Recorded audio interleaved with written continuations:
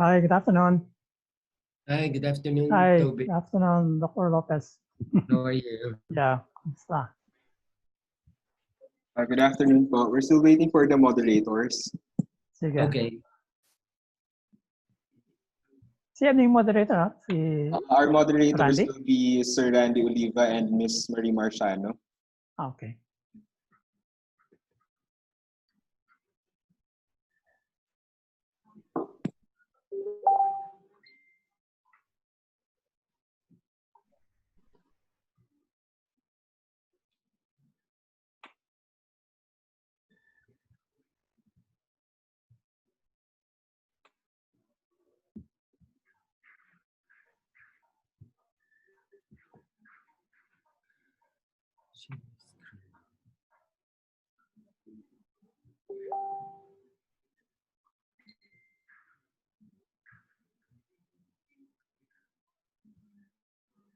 Jofer? Yes, sir. Yes, Doc. Yeah, can I try sharing my screen for Sure. my talk later? Are you going to Okay. operate it yourself po? Yes, I will. Okay.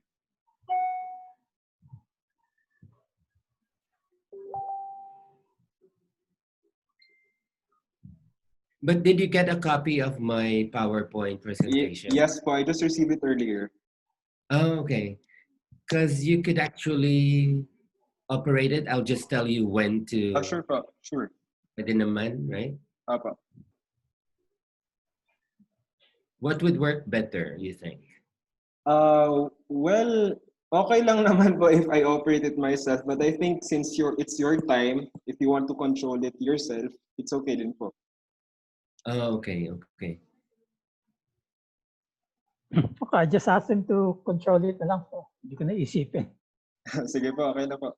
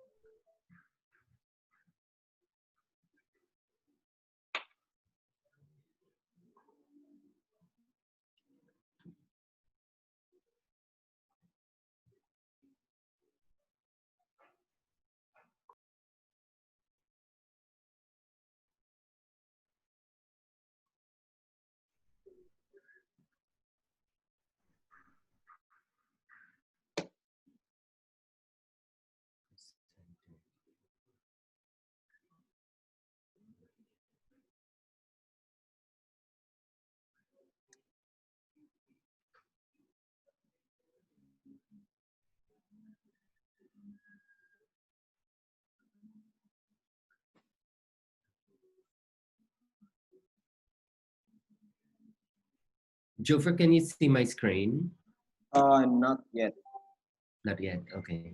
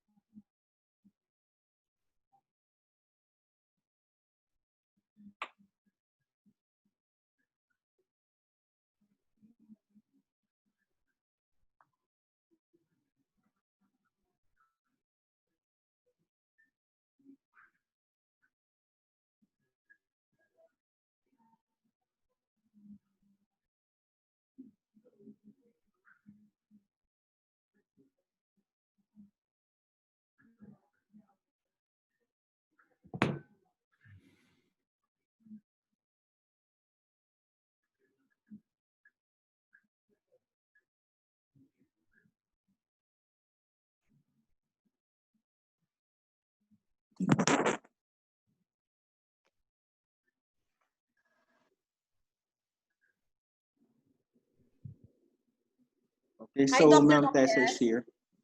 Hi, good afternoon. Hi. So Jofer, you already have the presentation of Dr. Lopez? Yes. And Dr. Lopez, will you operate it or you want Jofer to operate it? Well, Jofer could. Just tell him when to move to the next slide. Okay, sure po. Yeah, thank you. All right. Actually, we will have mga participants from other parts of the country. We've been okay. giving summits. We've had three already. Mm-hmm. And so we have participants from Palawan, from Cebu, from Mindanao, and of course from Luzon, even Okay. outside of Metro Manila. Okay. All right. So we Hi, have. Tessa. Hi. Hello, Hmm. Toby. Nice to see you. Yeah, nice to see you too. Nothing yung... Okay. This is exciting because we have, I think, well, as of now, we've just asked mga 60 participants to be with us, but we're recording it and we will put it in our Facebook. We've received actually mga almost 100 interested participants. Oh, good. Yeah, so okay. We're excited for this Kamayan. This is the first time you're doing it this way? Yes. Oo. Actually, we have it every month, hindi ba? But Noon, di ba? Oo, but when Kamayan talaga. Oo nga, we didn't have one itong starting March, April, May. Yeah. And now we're having it again in June. We'll continue, and I think in July we'll have another session. Yeah, great. So it will be monthly na. If this becomes successful. And I'm sure it will be successful. It's an exciting topic. Where's the link? For a while, okay? I'll see you in a while. Sige. Where's the link? Sandali, Papa. Wait.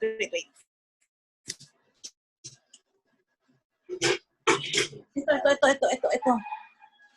Ito na lang. Kasi parang...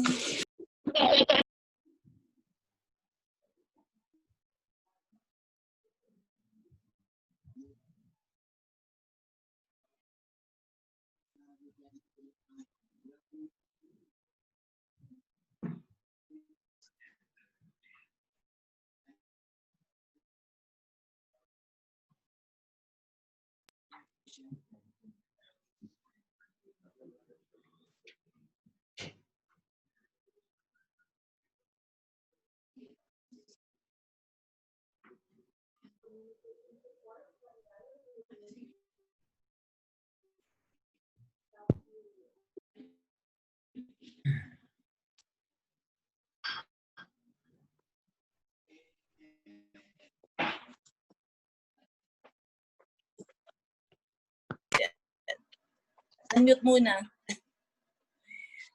Hello.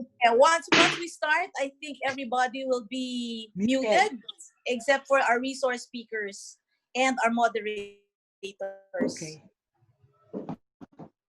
Welcome. Hi. Yeah. Oh, okay. Our moderator, si Marie, is already there. Yep, I'm here. Yeah. Where's my co-moderator? Yeah, he's setting up. Okay.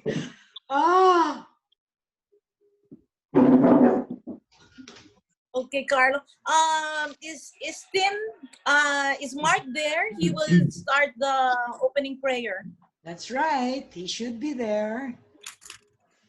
Okay, let me call him. I'm here, Miss. Okay, excuse me for a while. Where are you, Mark? Just setting up my camera. Okay, all right. Uy, special camera pa yan? No, hindi naman. Kala ko special camera pa yan eh. So Mark, you're there already? Maybe we should introduce you to our resource speakers. Mark is a board member and he's with LaSalle. Yes, good afternoon po. Good afternoon. Mark, what does LIFE stand for again? LaSallian Institute for the Environment. Oh. We are under De La Salle, Philippines, directly working with the brothers. All right. Okay.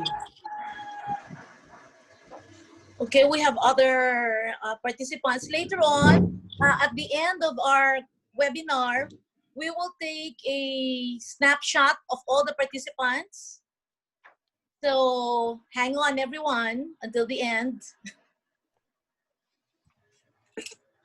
Ooh, how do Okay. I have to put, wait. How do, I have to put out a file. Wait. How do I do that? Maybe I should sign off first.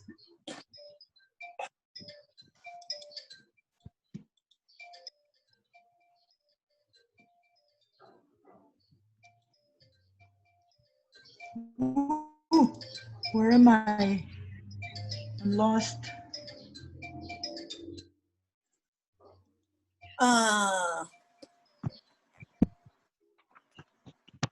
Can I will leave for a while, okay? I have to put, Wait, why is Dr. Galang calling us? I don't know, but I'm leaving for a while.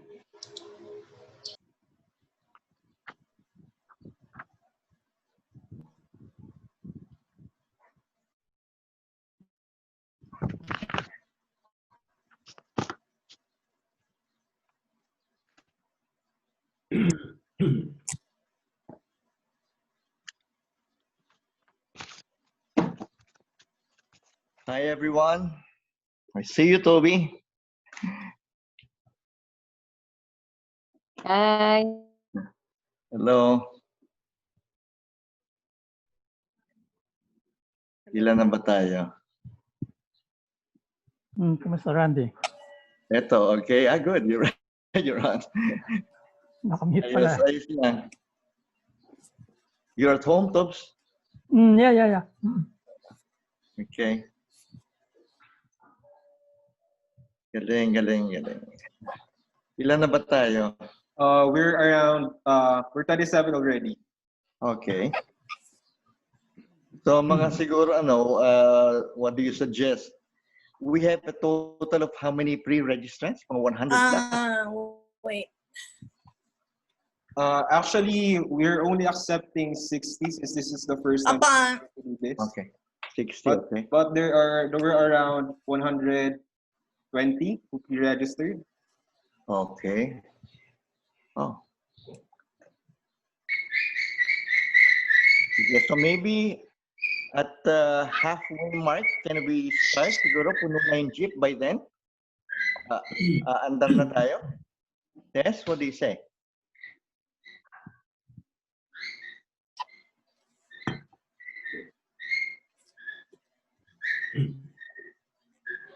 Bakit? Sino yung umiiyak doon?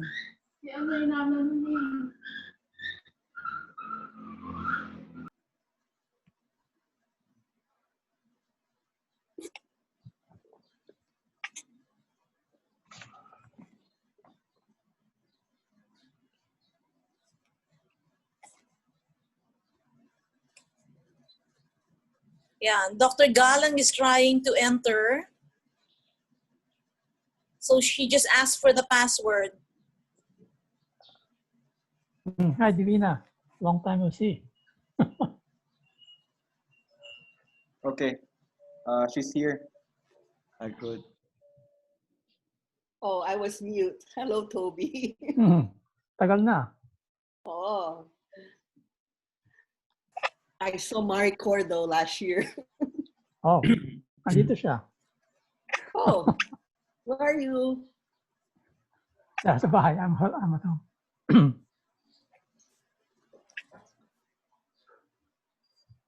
Yeah, aren't we all home? Okay, I see Dr. Galang now.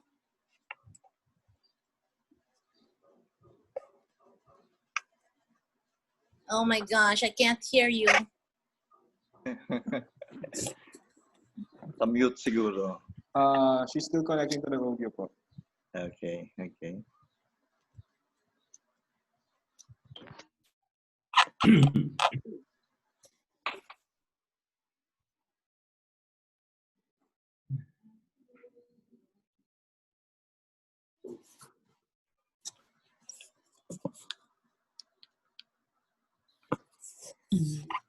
Now, can you hear me now? Yeah. Okay. Loud enough? Yes. That's good. Randy, hi. Hey, where are you? Okay, I'm here. Yeah, I see Let's say you. when. It's 2:30. Is it? Aandar na ba yung jeep natin? Puno na kaya yung jeep natin? I don't know. We're 35 already po. 35? Okay. All right. Still waiting for the 25 How do we know? others. How do I know when to start? We'll let you know once we have a good when napuno No, na yung mga but I mean, studio natin. like biglang good afternoon, ganyan. Yeah. Kailan yung ano yung cue? Joffrey will tell you kung medyo pwede na tayo kasi we have a lot of pre-registrants, no? I think over 100, 120, but siguro we'll have to limit it to 60 lang. Yeah. Yeah. We actually sent the details to 60 participants only. Okay. Yeah. So maybe if we reach So far, 40, we can start already. Oo, pwede. Sige. so First far, come, am I first too serve. loud? Sorry. Am I too loud? It's Or okay. It's okay. No, you're not. Good luck, everybody. Break a leg.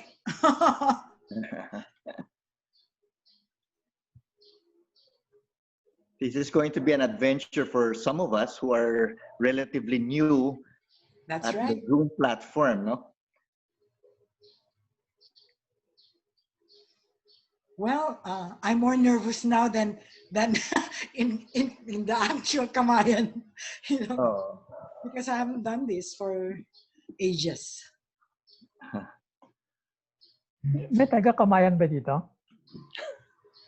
Ako dapat mag-serve ng pagkain.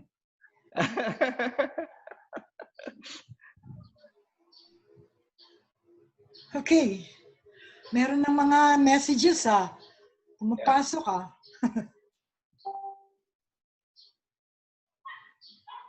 Okay, so actually That's we're why we should have 39 already, Sir Randy and Miss Mar. Okay. Start siguro. All right. Yeah. Sige. Okay. Marie? Okay. Oo, pwede na. Good afternoon. You have joined Kamayan Para Sa Kalikasan Forum, the live online broadcast. Kamayan Para Sa Kalikasan Forum is a monthly environmental forum organized by Green Convergence for Safe Food, Healthy Environment, and Sustainable Economy, Kamayan Restaurant, and Forest Foundation, Philippines. Let's prepare ourselves for the opening prayer to be led by Mark Tinao, a board member of Green Convergence and National Coordinator of Life De La Salle, Philippines. Mark? all right. Let us all remember that we are in the presence of our Lord. In the name of the Father, of the Son, of the Holy Spirit. Amen. Dear Father, we thank you for gathering us here today. Thank you that you know each of us by name, and you have caused us to walk with you. We are dependent on you, and our trust is in you completely. As we surrender ourselves in adoration, we welcome you amongst us here today and celebrate the gift of life that you have lavished on each of us. We ask that you would open our ears so that we may hear your voice. Open our minds so that we may receive your eternal wisdom. And open our spirits so that we may know your leading and guidance. And open our hearts so that we may receive your wonderful love. All this we ask through your mighty name, Jesus Christ. Amen. Amen. Welcome everyone. Magandang hapon sa inyong lahat. Isang makakalikasan at mainit na pagtanggap sa inyong lahat. This is the 360th session of Kamayan Para Sa Kalikasan Forum. And we have been doing this for the past 30 years. We started in 1990, and March of this year was supposed to be our 30th anniversary, but we didn't have that session because of COVID-19, as you know. And today we are having our first online broadcast. So this is historical too. But this is also a belated 30th anniversary presentation. Welcome everyone. Before we before we move on, I would like to let's welcome the President of Green Convergence, Dr. Nina Galang. Nina? Are you there, Nina? Oh, where's Nina? Actually, she's connected to her audio already. She's Baka what? sa Wi-Fi po. Sa Wi-Fi po siguro. Okay, but I can't hear her. Is she? Yeah. Not so strong, Nina. Not so audible.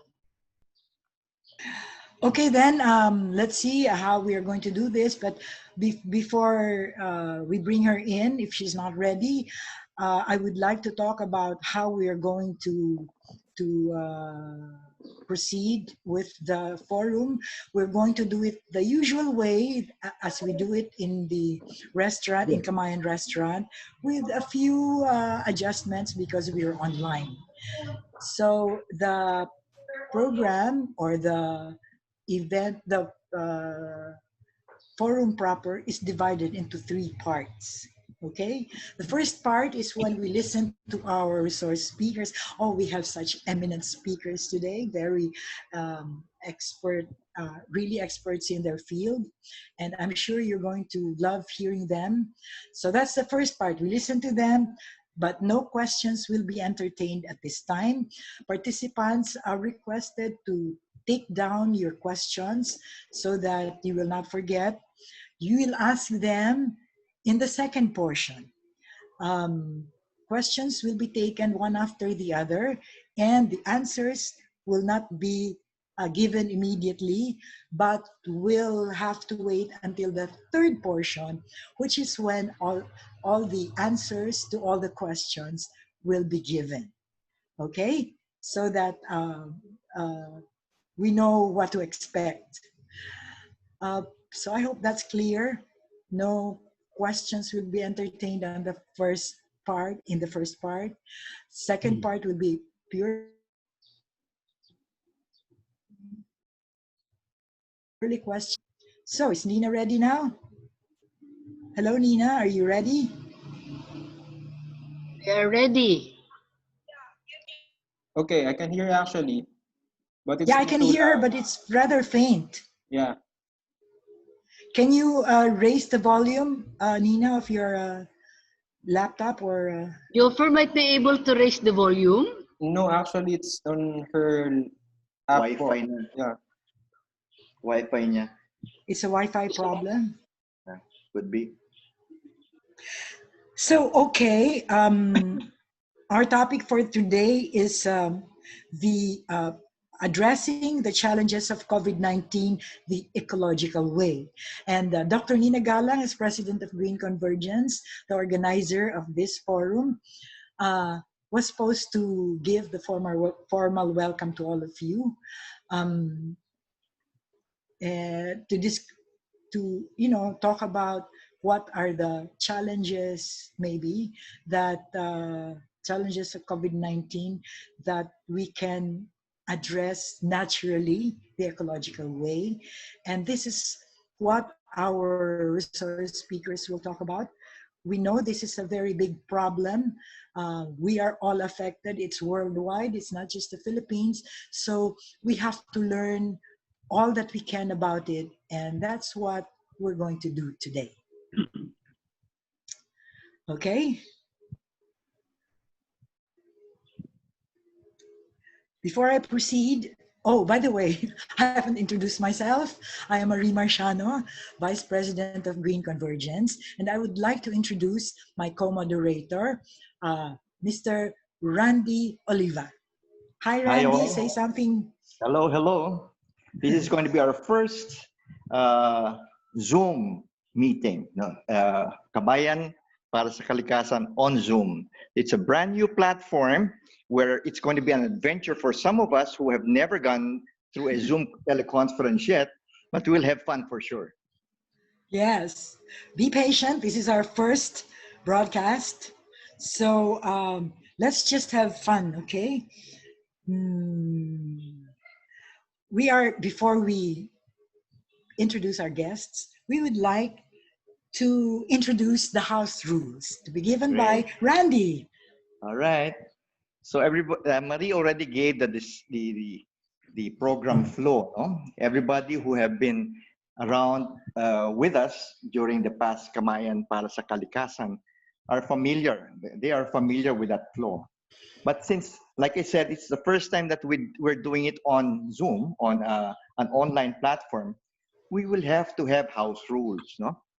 And the house rules are installed to ensure that there's going to be an order. Because ang dami natin.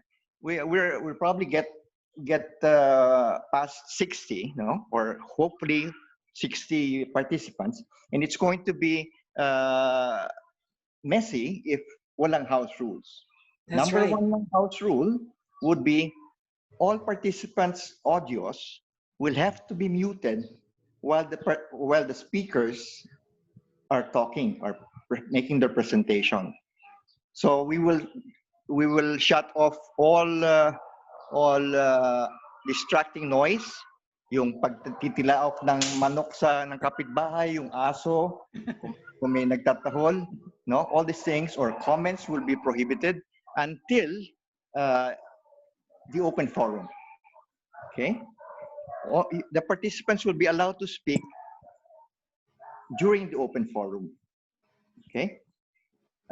Second would be, if you have questions while the speakers are making their presentations, you may jot it down and use the chat function. No? You'll see this if you tap, for those who are not familiar with the dashboard, tap on your photos or your video. Once you tap that, below on the bottom right of the screen is the function more. No? You tap that, may function doon chat. You tap the chat, and then you have an option again whether you can send to everyone or send to a specific person in the room. Okay? In this case, please tap on my name, no, Randy Oliva, so you can send your questions directly to me. This I will collect and relay to the speakers, no, for responding. Okay, so you have a choice of either coming up with your own questions personally by simply raising your hand. You will be acknowledged, and then you'll be given the floor. Okay. The third house rule would be participants are expected to be respectful with each other and observe online etiquette. Speaking of online etiquette, that's your cue, Marie. Oh, that's right. Okay. Yes, everyone is also expected to observe online etiquette, such as, this is just a few examples. 1, be still and attentive. Make sure there are no distracting movements or background on the video. 2, settle in a quiet spot where your face will be well lit and noise is 0 to minimal. We want to see you clearly. 3, take notes if needed. 4, be patient, yes, with technical difficulties. These are normal, as you know, in online broadcasts. 5, introduce yourself properly before speaking, meaning say your name, your school or your organization or where you come from, and don't speak out of turn. And lastly, look at the camera, not the screen, when talking. Okay, so now we are going to proceed. Oh, by the way, Dr. Nina, if your microphone is fine now, just butt in, okay? We want to hear you. We want to hear from you, and we want to see you. So, having said that, we are now going to part one of the forum proper, which is when we listen to our eminent speakers. To introduce our first speaker, let's have Randy again. All right. Thank you, Marie. I have the privilege of introducing a close friend, a classmate from grade school, high school, and onwards. Wow. He's an academician at the National Academy of Science and Technology. He is the current president of the Integrated Chemists of the Philippines. He is also the Professor Emeritus, Department of Chemistry at the Ateneo de Manila University, Loyola Heights, Quezon City. All right, without further ado, I'd like to introduce my friend, Dr. Fabian Toby Dairit, my friend and classmate. Yeah, maraming salamat. Maraming salamat, Randy. Good afternoon to everyone. I'm very pleased to be able to meet all of you and share some of my insights on this pandemic. I would like to thank the organizers of this webinar, Green Convergence Philippines, and especially, of course, Dr. Dina Galang, Randy and Tessa Oliva. And as Randy said, we've come a long way. And of course, the other co-host, Ms. Marie Marciano. And greetings also to Dr. Joel Lopez, who is my co-speaker. So while coconut oil might not strike you as a effective cure for COVID-19, because we usually think about drugs and vaccines, I hope that this talk will convince you of the power of this simple and affordable solution. I hope this presentation will convince you that with coconut oil, nature may have provided us with one of the cures. This presentation is not meant to diminish the need for the development of vaccines or other effective cures. At the very least, I hope to convince you that coconut oil can be an effective nutritional supplement, especially during the next few months when vaccines will still not be available. So next slide, please. I have two quotations here, and I'll explain why I have these two quotations. The first one is a little knowledge is a dangerous thing.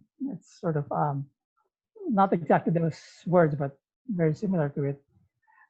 This really applies to me because you know, this area of you know, vaccines and immune system and viruses is not really my main line, but I've read a lot about it this past 4 months because of COVID, and I'd like to share with you what I know. But again, you know, just to warn you that I'm not the expert on this. The second one on the bottom, only wholeness leads to clarity. And what this really refers to is our knowledge of this virus and the disease, COVID-19. If you've been following the news, you know, almost every other day there's something new that's brought up about it. So in fact, we don't know everything about this virus and not everything about the disease that it causes. So we really don't have the wholeness, and so that's why we're all confused and we don't really have clarity about it. But I guess that's a fact of life. Some of the things I say now may change next month if, you know, if there are new discoveries. But anyway, that's where we are. So now we'll just go from there. So next slide, please.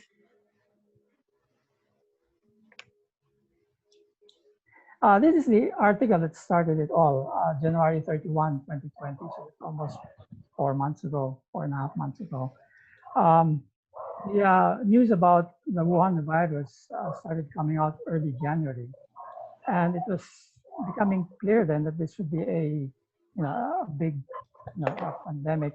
It wasn't declared a pandemic then, but certainly something of concern. And so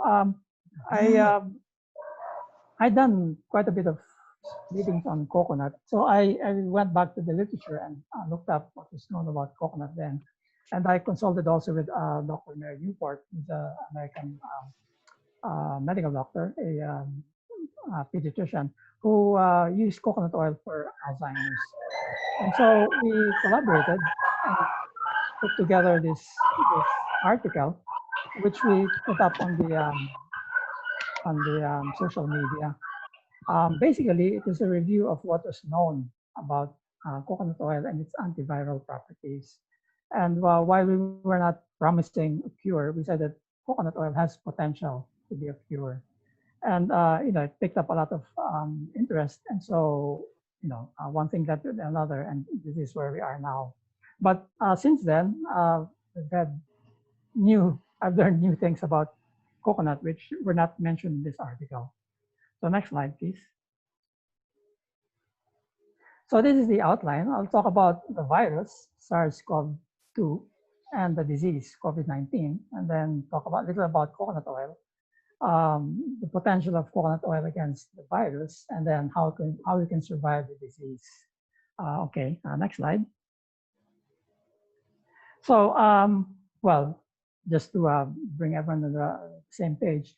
So the severe acute respiratory syndrome, coronavirus 2, it's a long name, is the virus that causes the disease, which is COVID-19. So it was classified as a respiratory attack on the respiratory system. Next slide. Now, since the year 2000, there have been 7 viral epidemics. So if you look at the plot and you look at, well, later, year 2000, there have been 7 viral epidemics since then, and 3 of these have been coronaviruses. So those coronaviruses are SARS-CoV, that's the first one, 2002, MERS-CoV, 2012, and then SARS-CoV-2. Next slide. And the frequency of viral epidemics has been increasing. So if you look at, I drew a line 1950. So that was basically after World War II. There were 8 viral epidemics between 1950 and the year 2000. That's 8. And then from the year 2000 to 2019, there have been 7. So obviously you can see from the line that the frequency of viral epidemics is increasing. And a lot of this has been linked to encroachment on nature and so forth. And all indications are that SARS-CoV-2 is likely to circulate in the environment or in society for quite a long time. So we have to be ready for this in the long haul. Yung kunyari, kung ikaw yung may laptop, papakita mo yung... Yeah. Next slide, please. Now, just a little about the virus. So SARS-CoV-2 measures 80 to 120 nanometers in diameter. Now, nanometers, if you've heard about nanotechnology, the size of the virus is it's a nanoparticle. Now, as environmentalists, you may have been familiar with PM 2.5. PM 2.5 are the pollutants in the air. And PM 2.5 is 2.5 microns. Now, 2.5 microns is about 2,000, more than 250 times, 2,000 times larger than this virus. So the PM 2.5, we warn against it because the small size means that it will enter the lungs because of its small size. And the virus is 2,000 times smaller than PM 2.5. So you can imagine that this small virus can really get into your system. It's in the air and so forth. So that's one of the dangers of this small nanoparticle. It's a natural nanoparticle. Next slide. Now this virus has 4 structural proteins. And I've highlighted the S protein, the spike protein, which are shown in the figure. And then there are others, envelope membrane protein and nucleocapsid protein. We won't talk about those. But just to show you that there are several proteins present in this virus. But it's the S spike protein that enables the virus to attach to the receptors in the body. on the membrane of the body's host. And recent studies have revealed that the S spike protein has a mutation from SARS-CoV-1 that gives it higher infectivity and pathogenicity. So there I just listed quite a number of articles that show studies about this S spike protein. Next slide. Now the overview of maybe you can back up a little. The overview of the anti-SARS-CoV-2 strategies. One is to target proteins. So you can target the S protein or the proteins inside that I mentioned earlier, or you can also target the DNA or RNA in the virus. In this case, SCOV-2 is an RNA virus. So a lot of the work being done on drugs are to design drugs that will either target the proteins, and in particular the S protein, or the proteins which or to block the RNA expression. And so you use either drugs or vaccines for these. The next slide. Now, the other thing is you also target the lipid membrane. As you can see in the figure, at least it's drawn in red, is you have the lipid membrane. And the SARS-CoV-2 belongs to this beta coronavirus class of viruses, which can be effectively inactivated by lipid solvents. And the lipid membrane is derived from the host cell, and it's not subject to mutation. So if you read the news, people worry that if the virus mutates, the drugs will become ineffective. In this case, the lipid membrane is not subject to mutation. So in a way, it's more less changeable than if you target the RNA or the protein. Next slide. Now the other, what we talked about is direct targeting of the virus. But the other thing we can do is you can strengthen your immune system. So there are immune enhancing strategies, which unfortunately are not talked about as often.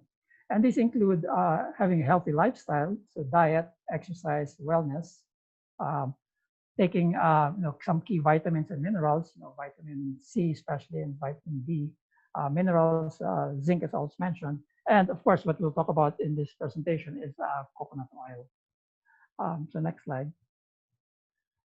So this is other set of strategies is we talk about your immune system and health. Now, unfortunately, when we talk about viruses, people are automatically afraid of virus. They're usually associated with disease. But if you think about evolution, humans and all animals, all organisms have evolved in the presence of viruses. So viruses are all around us. We cannot get rid of viruses. They're part of nature. And so I've listed here 3 articles which really discuss virus in context. So the first one is the role of viruses in human evolution. So this talks about, as you can see, it's the Yearbook of Physical Anthropology. So they talk about how viruses have intervened in human evolution, in some in favorable ways or other not so favorable ways. The second article says, move over bacteria. Viruses make their mark as mutualistic microbial symbionts. Similar to bacteria, not all bacteria are bad as well. There are good bacteria and there are bad or pathogenic bacteria. It's the same in viruses. There are beneficial viruses and there are harmful viruses. So it's just something we have to evolve with. And then the third article is that it really focuses on the good that viruses do. So it's sort of trying to balance the picture that viruses are not always bad. And they're also essential for some, well, of course, they're part of evolution. So there are good things which some viruses do have. Next slide. Now, the second aspect of the immune system, and this is maybe a bit more complex, is that humans have evolved 2 immune mechanisms. One is called the innate immunity, And the second one is adaptive or acquired immunity. Now, if we look at the next slide, it's just a brief explanation. Innate immunity is what is always on. So even minutes, and actually innate immunity, sometimes people even include the skin. Skin is a barrier against viruses. Within minutes, up to hours and days, the innate immunity is what keeps us protected against viruses. And listed there are those various immune system molecules, cells, which protect us as part of the innate immunity. I highlighted the IgM because people talk about that. Like when you get infected, the first immunoglobulin that is measured is IgM. Now, after a few days, your body learns to recognize the viral attack, and that's when you get to the adaptive immunity. The adaptive immunity is actually more powerful than innate immunity, and this is the IgG, which they will measure. If you have IgG, and this lasts for a long time, weeks or months, it's what's supposed to keep you immune against repeated attacks from the virus. And I've encircled some of these bodies, which we will talk about later. So when you talk about the B cell, the T cell, CD4, CD8, these are members of the adaptive immunity system. So that's the immune system, and these are things which we all have. But then the efficiency with which they can protect us depends on how healthy we are. So we have to keep healthy, keep our immune system working well. Next slide, please. So yeah, okay. So the third point is that the immune system can be weakened with age, poor nutrition, obesity, disease, pollution, and others. So I guess age is just really damaged with years. That's why I guess they say over 60, then your immune system gets weaker. But then you can try to take care of yourself, like Randy, and exercise and keep dancing, and you get a good immune system. Next slide. Yeah. Now, these are some of the effects. One of the things which they also always mention as harmful to our immune system is obesity. Obesity causes many dysfunctions. So, in the paper on the right, it gives you what happens when you have obesity. Then you have your comorbidities, respiratory dysfunction, metabolic risk, which makes COVID-19 more severe. And the data that they've gathered is that the more obese people are, the worse the effects of COVID-19 are. And this was readily seen in the UK and the USA. So you would think that the UK, the United Kingdom and the USA are advanced. They should be, stronger people, but they're more obese. So they get more severe cases of COVID-19. In comparison to South Korea, which is a low prevalence of obesity and experience a low mortality rate. So, try to avoid obesity by staying healthy and having a good diet. Next slide. So the fourth bullet point, there's the immune system can be strengthened with immune-enhancing nutrients. Now, there are quite a number of these, including also medicinal plants. But our focus here will be, the next slide, will be on coconut oil. So we move on and talk about coconut oil. So this is, for those of you who are not so familiar, or just an introduction to coconut oil. We've all heard about the Mediterranean diet. It's supposed to be a healthy diet, which it is. And it is in the Mediterranean, there are about 480 million people living around the Mediterranean Sea. For a coconut diet, it's a tropical, comes from a tropical tree, and about 1 billion people consume the coconut diet. So if you compare the Mediterranean diet versus the coconut diet, there are twice the number of people take coconuts than olive oil. So coconut diet is a healthy diet, been consumed for millennia by people in the tropics and the Pacific. And of course, to note here that the Pacific would not have been populated if there were no coconuts. So it's very important. Next slide. Fresh coconut meat contains about 35% coconut oil, and virgin coconut oil is obtained directly from fresh coconut meat without chemical processing. So this is a definition of what a virgin oil is. So it's similar to virgin olive oil. It's also obtained from the olive nut fruit without chemical processing, and it is what we call grass, generally recognized as safe. Next slide. Now here, the coconut is the most useful food resource in the world. What I've listed on the left part of that box are the products that you can get from coconut. And it's quite a lot. That's not comprehensive. Of course, you have coconut oil for cooking, virgin coconut oil, coconut flour, coconut milk, coconut cream, nata de coco, coconut wine, coconut vinegar, aminos, coconut sugar, and so forth. But the smaller things, fonts on the right side, those are the traditional dishes that are made out of coconut. And it's too small to read, but there are dishes there. Some of them are in Tagalog because those are Tagalog Filipino dishes, but quite a lot of, some are English, some are Indian, so there are many traditional dishes that are derived from coconut. So I think there are very few, if any, other resources that have this much use as food. And that's not everything, because we know that there are many things, non-food uses also of coconut. Next slide. And coconut oil is a healthy functional food. So the article that you see there says virgin coconut oil emerging functional food oil. A functional food is a food which has benefit beyond just the calories that it provides. And in this article, the benefits would be antioxidant activity and phenolic compounds. Next slide. Coconut oil has also been used as a therapy against Alzheimer's.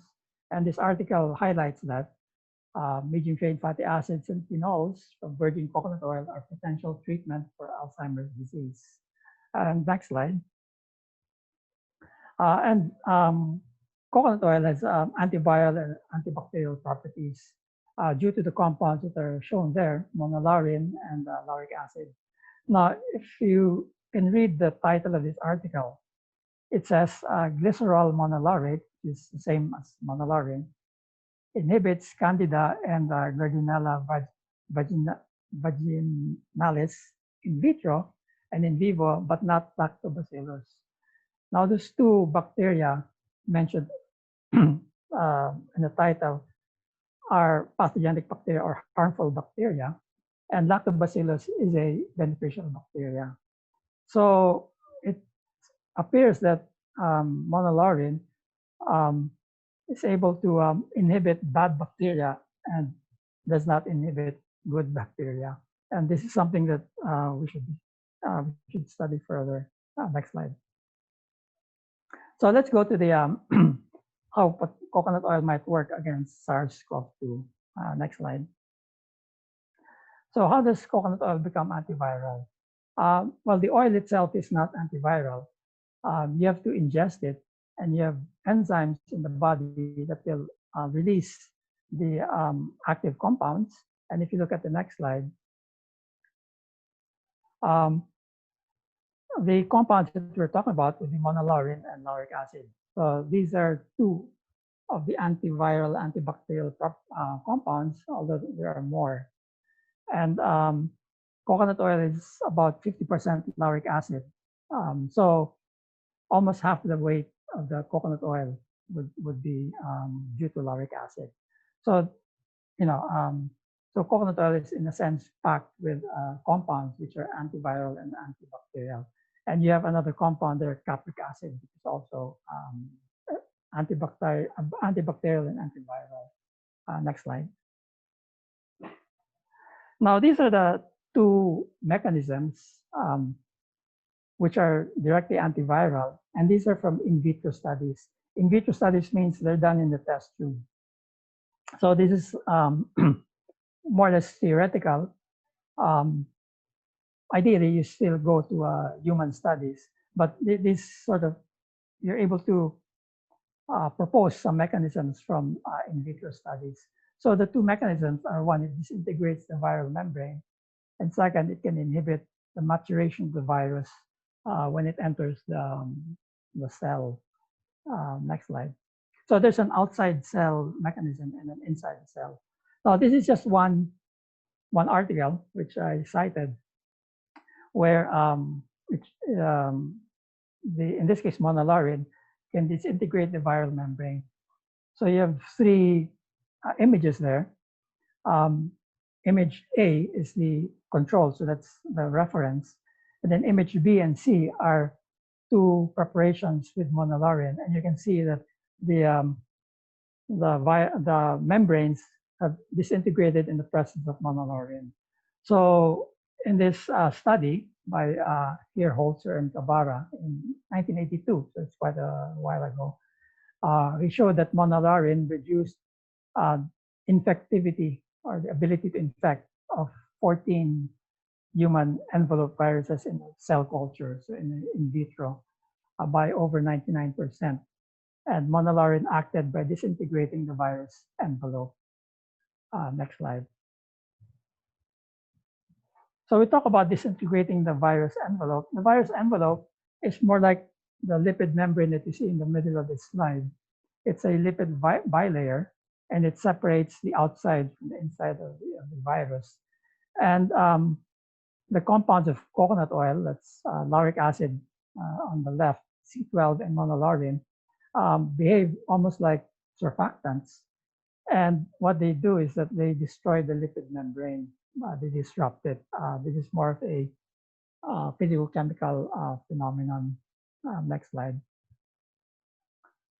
So you've heard about, of course, hand washing, and you're supposed to sing this happy birthday twice, because by washing hands, the soap kills the virus by destroying the lipid membrane. And next slide. A similar thing would happen if you took coconut oil. Of course, this is not soap, but this happens inside the body. With lipase, the enzyme, you produce compounds like monolarin, which also disrupt the lipid bilayer. So this is sort of a simplistic analogy of how coconut oil might work directly against the virus membrane. Next slide. The second mechanism is that the compounds from coconut oil can inhibit the maturation of the virus inside the cell. So the virus enters a cell, and then it replicates itself inside the cell, and then it goes outside the cell, and then it makes more viruses, more virus particles. So coconut oil, or lauric acid in this case, will slow down the maturation of the virus. So next slide. And next slide will just show you how, an example of how this works. This is another kind of virus. This is an arenavirus. And lauric acid inhibits the maturation of the proteins of the virus. So it slows down the infection of the virus. Next slide. So this is summary. The two mechanisms, one occurring outside the cell, wherein the lauric acid and monolarin are formed upon ingestion of coconut oil and kill viruses by disintegrating the virus membrane. And then the second mechanism happens inside the cell, where lauric acid can inhibit virus maturation in a dose-dependent and reversible manner. What this means is that you need you need C12 lauric acid present for this to happen. And if the lauric acid is not there, then this effect stops. So yeah, in a way that's means that you always need to have lauric acid in your system. Anyway, that's the in vitro mechanism. Next slide. So going back to the article, we argued that the based on the direct antiviral mechanism, then coconut oil has a potential for being antiviral, and it's cheap. There's no side effects, and so it is potentially beneficial. So next slide. So this is just the point we're making here, is that coconut oil is antiviral, but you have to prove its efficacy against this specific virus, COVID-19. So the antiviral property has been demonstrated in other viruses. Now we still have to demonstrate it against COVID-19, and whether you can use it as therapy, meaning as a cure, or prophylaxis as protection. So those need to be studied. Next slide. Now this is the other part. These are the immunomodulatory activities of coconut oil. So it's divided into studies which have been done in vitro, and here I've listed 3 studies on lauric acid, monolaurin, and the coconut protein. There are animal studies on DCO, and there are human studies on DCO plus monolaurin and so forth. So these are just examples of studies already done in the literature, already reported, where coconut oil can enhance the immune system. Next slide. And I've encircled T cells, T lymphocytes, CD4, CD8. So all of those in circled are from the adaptive immune system. So the story here seems to be that coconut oil can enhance the adaptive immune system. That's the other immune system. You have the first immune system, and this is the adaptive immune system, which grows over time. And coconut oil has been shown to enhance this immune system, members. Next slide.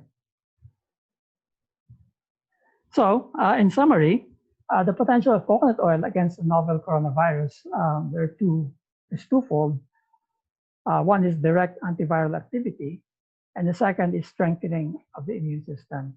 The article, the paper that we wrote, talked only about direct antiviral activity. And what we'd like to highlight is that you can also strengthen the immune system against the virus. So next slide. So finally, surviving COVID-19, go coconuts. Next slide. Well, a lot of the things they tried to do with COVID-19, they looked at drugs and they tried to repurpose it, or vaccines, against COVID-19. Of course, the first big, what do you call this, victim, or I don't know, was this hydroxychloroquine, which Trump tried to push, and now it's already a no-no, so you can cross it out. Recently, this sterile, dexamethasone, was shown to be effective in treatment of disease, and that just happened this week. Remdesivir is another drug which is supposed to shorten the hospital stay of a patient. Sildenafil, if you're familiar with that, is Viagra. So they're trying to study Viagra as a drug against COVID-19. I don't know how that's working. But anyway, what they're doing is that they're looking at the medicine cabinet and finding out, what they can throw at this disease. Right now, they're still trying, I think. Next slide.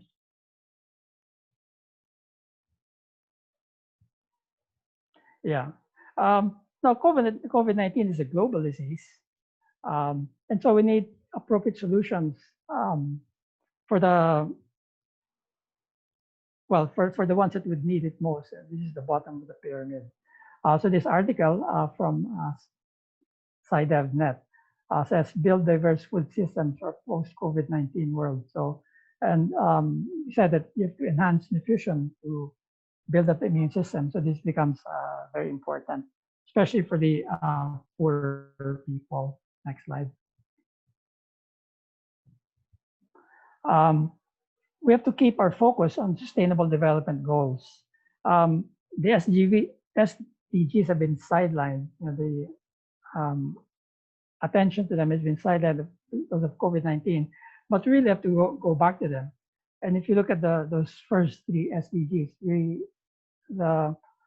the pandemic has shown how we're so far from solving poverty, hunger, and good health and well-being. But here again, coconut can help with attainment of sustainable development goals, and particularly those first three SDGs that I mentioned. Next slide. And another article, SDG setback is tremendous as COVID-19 accelerates slide. So I guess COVID-19 has increased challenges towards attaining the SDGs. So next slide. So what can coconut oil do? Or what can coconut do? Well, coconut support farmers. So that will help with poverty alleviation, certainly. Coconut trees are environmentally friendly. No GMOs in coconuts. And you can do organic coconut as well. Coconut trees can be intercropped with other crops. So there's diversity. Coconuts can be directly consumed as nourishing food. So, well, of course, you can sell the coconut products, but you can also consume it yourself. Coconuts can be processed into numerous food products, which I already mentioned earlier. But in addition, coconuts can also be processed into numerous industrial products, such as oleochemicals, building materials, fibers, activated carbon. So the coconut tree is truly the tree of life. So if we're talking about surviving COVID-19, we should think about supporting coconuts. So finally, my final greeting for you is in my last slide. Is yeah, so go to the last slide. Yeah, so we should all keep calm and go coconuts. So on that note, thank you for your attention and hope you found something useful in the presentation. So thank you. Okay, thank you very much, Toby. I like your last slide. Yes, thank you very much, Toby. That's very reassuring because I've been using virgin coconut oil for many years now as a natural supplement. So yeah, I feel good about it. Yes. And again, as a reminder to our participants who are tuned in today, keep jotting down your questions. And if you don't want to ask them personally, you can do it over chat. Direct it to Randy Oliva, our co-moderator, who will read it at the end of the open forum to be answered by our guest speakers. Thank you very much. Thank you. Marie, yeah? I hope everybody follow the PowerPoint presentation of our speakers. Yes. I hope everybody knows that to get to the PowerPoint, all they have to do is to swipe right. Okay. So they can see the screen of our media officer, which has the PowerPoint presentation. All right. I hope they saw that, no? Because it's very, very informational. It's I found that, but I think I have to review that. There was so much information in it, and it would be nice to go over it again. Well, thank you again, Dr. Dairit. And now I'm proud to introduce our next resource speaker. He is a US-trained medical doctor who took up medical technology as his pre-med course before entering medical school at the Far Eastern University in Manila, where he was part of the Dean's List. He did his residency program in internal medicine at the Mercy Hospital and Medical Center in Chicago, Illinois. He pursued further studies in complementary and alternative medicine and got board certified in nutrition and anti-aging and regenerative medicine. Dr. Lopez incorporates different modalities in his practice, including nutritional medicine, IV nutritional therapies, bioidentical hormone replacement therapy, homotoxicology, naturopathic medicine, and cell therapy. He focuses on preventive medicine, holistic treatments of chronic degenerative diseases, and age-related disorders. He's one of the founding members and former vice president of the Preventive, Regenerative, Integrative Medical Association, or PRIMA, a group of medical doctors whose goal is to bring the practice of preventive, regenerative, and integrative medicine into the mainstream and establish standards for its practice. Dr. Lopez is licensed to practice medicine in many places, in California, Illinois, Florida. He maintains an office in San Francisco, California at the Medical Arts Building. And in the Philippines, he has a clinic at Centuria Medical in Makati City. Let us welcome Dr. Joel Lopez. Good afternoon, everyone, and thank you so much for the introduction. So this afternoon, we're going to discuss about immune boosting, especially during these times of COVID. So let's begin with the first, actually the second slide. So we're going to discuss about the 10 basic principles for building immune health. So first one is maintaining and protecting barrier functions. Secondly, would be creating a commensal-friendly environment. Third, maintaining appropriate hygiene practices. Then, avoiding antigens and allergens in adulthood. Fifth is building micronutrient and antioxidant reserves. Sixth, maintaining and building cellular energy. Seventh, maintaining adequate detoxification capacity. 8 is diminishing stress and cortisol-induced immune suppression. Then reducing chronic inflammatory triggers and mediators. And finally, using immune modulating agents to create balance and strengthen immune function. Next slide, please. So the first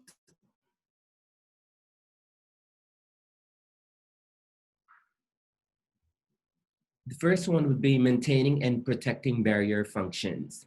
So even though our immune system function is often measured by immune cell numbers or cytokine concentrations in the peripheral blood, most of the activity in the immune system occurs within the various tissues and specialized organs and glands that control the interface between our bodies and the outside world. So breaches in these immune or barrier functions are one of the most potent immune challenges that a person can face. This is why protecting barrier function, especially the integrity of the barrier between or within the intestinal mucosa, is vital for basic immune function and appropriate immune responses.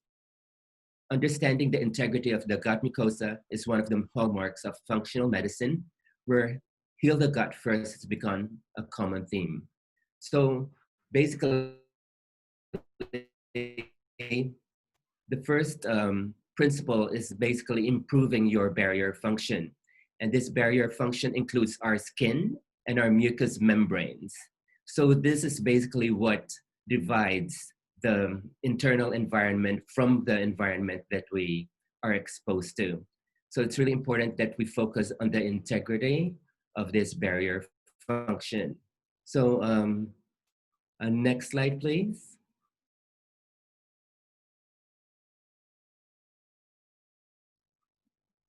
Next slide, please.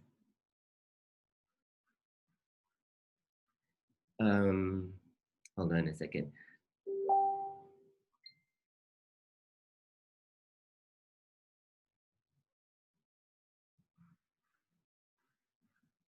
Yes, so the next principle would be creating a commensal-friendly environment.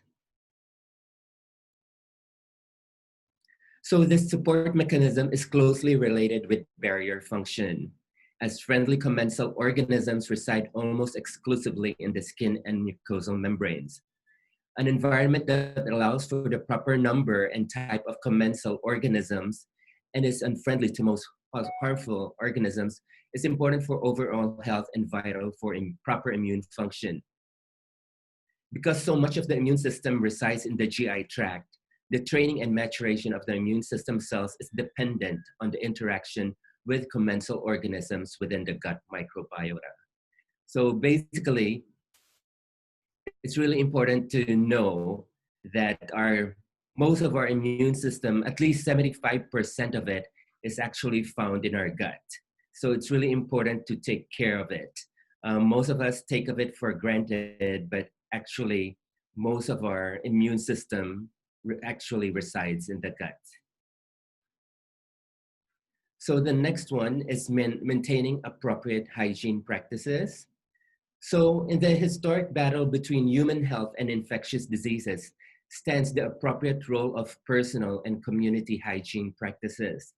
Changes in personal hygiene practices, water and sewage facilities, quarantine of infectious individuals, and similar practices have saved countless lives. Where these practices are less common throughout developing nations, infectious diseases are still common and devastating. Ironically, the modern trend towards a highly sanitized environment in developed countries like the United States has led to a host of other immune-related and infectious disease-related dilemmas. So the overuse or abuse of antibiotics over the past half century has led to a variety of antibiotic-resistant organisms, difficult or nearly impossible to treat, even in healthy subjects. Likewise, the so-called hygiene hypothesis predicts children with little or no access to germs during the early stages of immune development will have adverse or inappropriate immune responses. So that's why living in a bubble is really not necessarily that healthy for us.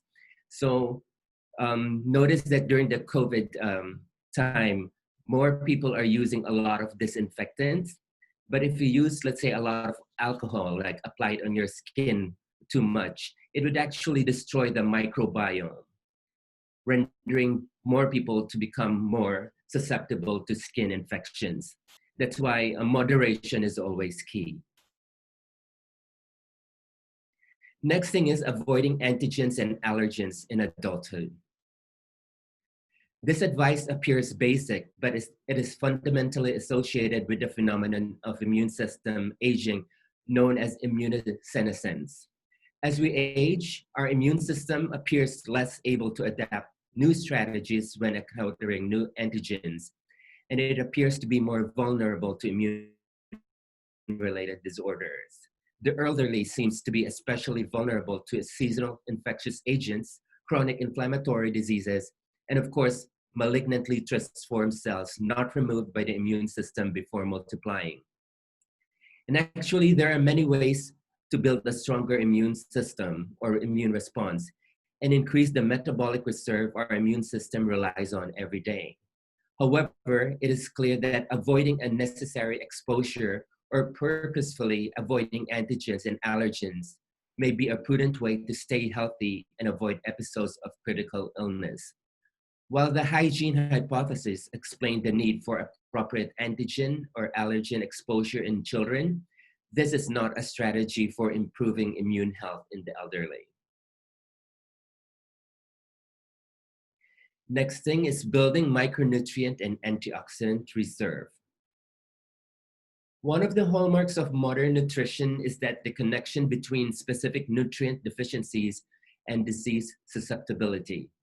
No one questions that when we are truly deficient in one or more vitamin or mineral, we have reduced capacity to fight off various diseases. However, the notion that there is a continuum between micronutrient deficiency on one end and optimal immune enhancing levels of micronutrient intake on the other is often underappreciated. So to put it in another way, in many individuals, especially those with immune challenges or illnesses, the US RDA, or recommended daily allowance levels of particular vitamins or minerals may not be sufficient to create the optimal immune supporting levels of these micronutrients. So while the body has the ability to store some of these minerals and fat-soluble vitamins, an immune challenge can quickly deplete the reserve of critical micronutrients, leaving the individual susceptible. An active and challenged immune system produces a wide range of oxygen radicals as a natural consequence of mounting a strong defense. It is critical that these oxygen radicals are swiftly neutralized by a strong network of antioxidants. So while many nutrients are vital to the antioxidant reserve, building antioxidant reserve requires manufacturing adequate glutathione levels, as well as triggering appropriate upregulation of antioxidant response elements or modulated genes. Just to let you guys know, a lot of these fat-soluble vitamins are stored in the body. However, they're quickly depleted during an infection. An example here is vitamin D. So vitamin D is actually an it actually is not only a vitamin, but it's also a prohormone as well as an immune modulator. So vitamin D works by stimulating the production of antimicrobial peptides. These are substances that have antimicrobial and antiviral properties. So vitamin D eventually could get depleted if there's not enough sun exposure. Another mineral that is not stored in the body is the mineral zinc. So a lot of people are zinc deficient, and it could lead to a lot of problems eventually. And I'll talk about zinc in a little bit. So the next pillar of supporting immune health is maintaining and building cellular or mitochondrial energy. So when the immune system is under attack, every bit of the metabolic reserve available for energy can be quickly depleted, leaving the patient exhausted and even lethargic, which is part of the classic immune syndrome. When our cellular energy reserves are depleted due to poor diet, stress, strenuous exercise, short sleep duration, or to perform other critical metabolic functions such as detoxification, our immune system can be easily overwhelmed. In addition, recent studies have shown that mitochondria are critical to the function of both the innate and adaptive immune systems, which Dr. Toby actually explained earlier. So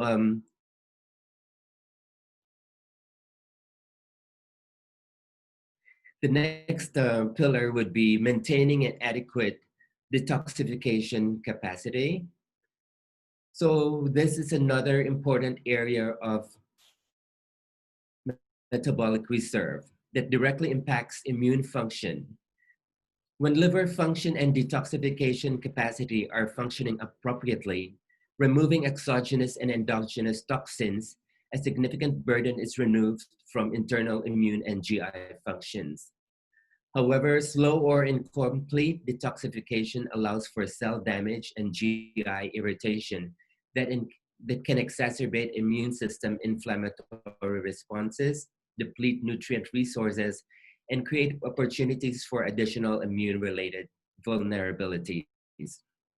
So while most patients can benefit from an appropriate detoxification protocol, patients with immune system challenges may greatly benefit from annual or semi-annual detoxification protocols that allow them to systemically remove allergens and toxins from their diet and use targeted nutrients known to upregulate both phase 1 and phase 2 liver detoxification enzymes. These will usually boost glutathione and antioxidant levels as well. So basically, our immune system has a lot of functions. So it has to remove toxins, tumors, and even fight against germs. So if you don't have enough adequate detoxification capacity, your immune system is like not able to focus on its job of like fighting infections. So it's really important to improve our detoxification capacity, because ultimately it would actually help improve our immune system. The next thing is diminishing stress and cortisol-induced immune suppression. So stress in general, and particularly cortisol, is a powerful inhibitor of the innate immune response. So cortisol, a stress hormone, is known as one of the most potent endogenous anti-inflammatory molecule, whereas inflammatory mediators such as interleukin-6 and tumor necrosis factor alpha are strong triggers of the HPA axis. While these compensatory actions are critical for healthy immune and stress responses, chronic stress can lead to long-term immunosuppression and autoimmune susceptibility. Next thing is reducing chronic inflammatory triggers and mediators. So inflammation is one of the core functions of the innate immune system and is vital to a healthy immune response. However, inappropriate or a chronic inflammatory signaling is a hallmark of almost every chronic disease, and the appropriate modulation of inflammation is critical for a healthy immune system. So your immune system needs to be modulated. If it's too overactive, it's not good for you. And if it's underactive, that one is not good as well. So we have what we call immunomodulators. And Dr. Toby actually mentioned one earlier, which is coconut oil. But there are other immune modulators available, such as vitamin D3, which I'm going to mention again later on. So finally, using immune modulating agents to create balance and strengthen immune function. While the foundation of immune support is building metabolic reserves, there are a number of ways to specifically enhance immune function using agents generally referred to as immune modulators. These agents vary in their mechanisms, but are mostly derived from plants or fungi. Some of these agents are antimicrobial, antiviral, antifungal, or antiparasitic, while other agents act to stimulate or modulate immune cell function. So again, the immune system fights not only against infections, but it also addresses toxins as well as tumors. And basically, Dr. Dayrit mentioned innate and adaptive immunity earlier, but this is just a comparison between those two kinds of immune systems. So basically, innate immunity is something that we're present with since birth. Adaptive immunity, however, develops after birth. Innate immunity is non-specific, while adaptive immunity is more specific. The response time of innate immunity is quite fast, from minutes to hours, while adaptive immunity takes days to a week, initially at least. As far as potency, innate immunity is less potent compared to adaptive immunity. And as far as inheritance is concerned, innate immunity is inherited while adaptive immunity is not. And what are the components of the innate immune system? These include the physical barriers, such as the skin and mucous membranes, chemical barriers, such as hydrochloric acid in the stomach or lysozyme in our tears, and then cells such as phagocytic cells, dendritic cells, and natural killer cells. Adaptive immunity, on the other hand, consists of T cells and B cells and the antibodies that they produce.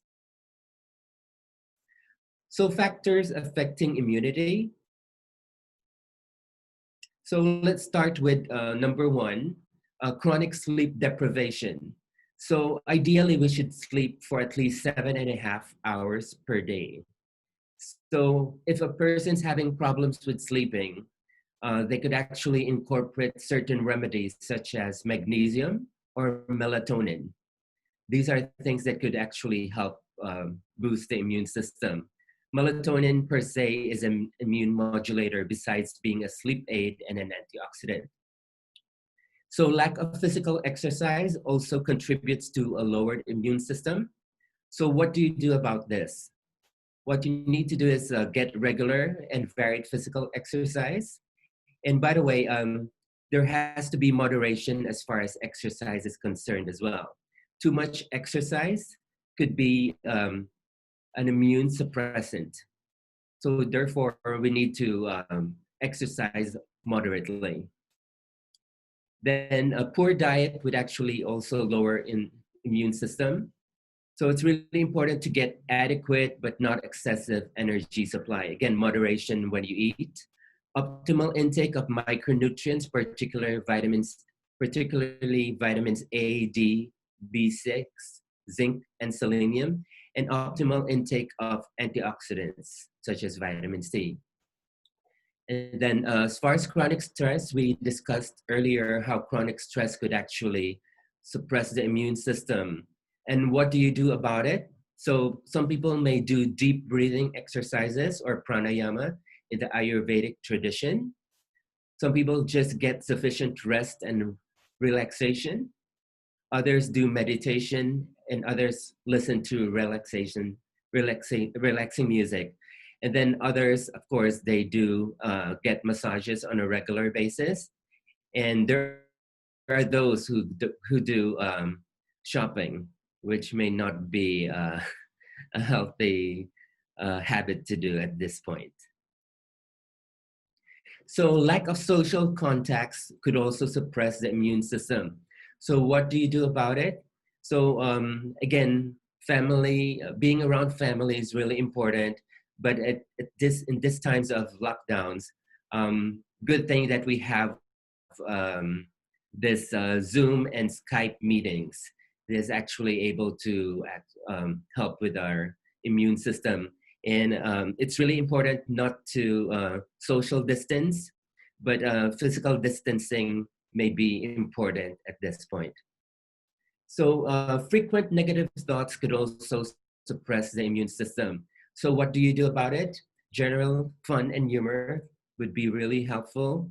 Frequent laughing, as stated by Dr. Patch Adams, because when you laugh a lot, basically you produce what we call natural opioids called endorphins and enkephalins. So these natural opioids are actually helpful for the immune system. Next thing is frequent travel and flying and changes of environment could actually negatively affect our immune system. So what do you do? So basically you boost immunity before a flight. Some people take glutathione or vitamin C drips or just orally. They may take zinc as well, and make sure that you have sufficient hydration, especially when you're flying. Then the use of probiotics would be definitely helpful. And as far as recovery from jet lag, there are things that you could use to help with this, such as melatonin. So another immunity impairing factor is liberal consumption of alcohol. So of course, you have to reduce alcohol consumption, avoid binge drinking, and if you decide to drink, favor wines rich in polyphenols. So this is red wine, which is rich in something called resveratrol. So resveratrol is some nutrient that could help keep our telomeres healthy. So this is one of the nutrients that we use for healthy aging. Of course, Dr. Dairit also mentioned about obesity earlier. So reducing abdominal obesity with anti-inflammatory diet and exercise would be really helpful. And of course, getting adequate sleep and stress management would really be helpful. Smoking is another negative factor, so quit smoking and avoid passive smoking. And then finally, avoid dehydration. So the next thing is we're going to discuss about some immune system boosting berries and fruits. So those that are available include pomegranate, bilberry, and cranberry. They're rich in polyphenols that have anti-tumor necrosis factor effect, which anti-tumor necrosis factor, by the way, is tumor necrosis factor itself is a pro-inflammatory cytokine. So polyphenol basically have an anti-inflammatory effect. Same thing with cherries. It reduces CRP and interleukin 6. It is actually really helpful for those who have a lot of pain, including arthritis. Elderberries are actually rich in zinc. It also may reduce the duration of the common cold. It has antiviral effects and also increases cytokine TNF alpha. Acai is actually rich in anthocyanins, and it's also found in elderberries as well as bilberries.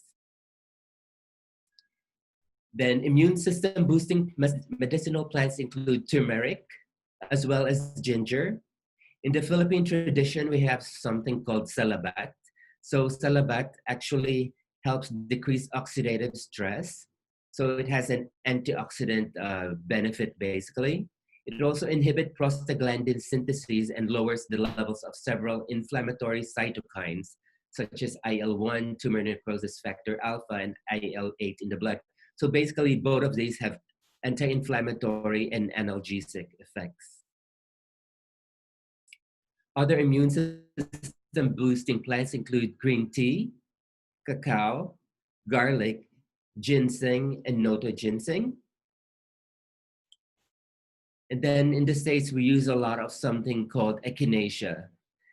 This is something that we use as a preventive as well as treatment for those with viral respiratory infections. Then there is also something called astragalus, which is a natural antibiotic or antimicrobial. We also do have immune boosting fats, and these consist of extra virgin olive oil, which actually reduces this CRP and IL-6, omega-3 fatty acids, which may include fish oils, krill oil, and for those who are vegetarian, we may recommend flaxseed oil. And then there's extra virgin coconut oil, which is rich in polyphenols. Virgin coconut oil, of course, is rich in monolaurin as well as caprylic acid, which have both antiviral and antifungal properties. So vitamin C is the main systemic extracellular antioxidants. So normally the RDA of vitamin C is just 75 milligrams in women and 90 milligrams in men. But to get its antiviral benefits, you need to take way more than that. So during this times, we may recommend between 1,000 to 3,000 milligrams of vitamin C in divided doses. The main side effect would be bowel intolerance or sometimes loose stools. So vitamin C, again, could also be given intravenously, like what we do here in our practice.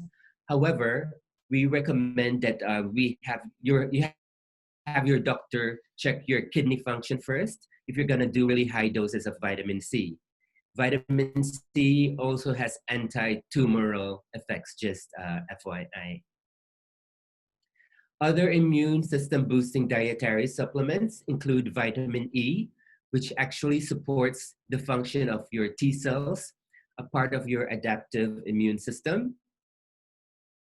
And then there are other vitamins such as B1, magnesium, and creatine.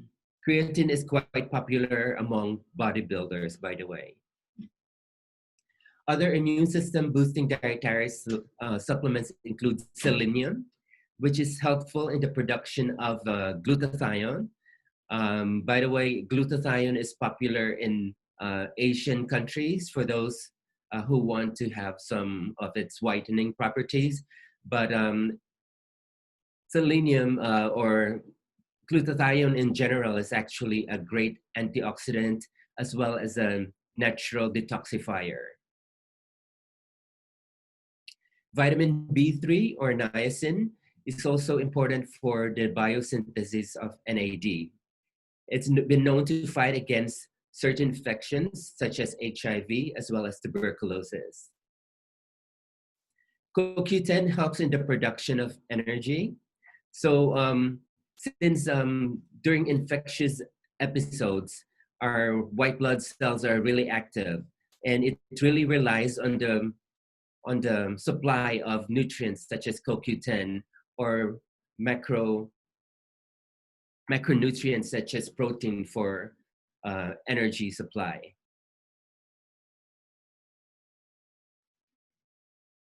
So other antiviral nutrients include L-lysine, which is really important for herpes zoster virus infection. Then nutrients such as alpha-lipoic acid, glutathione, and NAC, which not only improve impaired immune systems, but also improve the enzymatic function of the liver.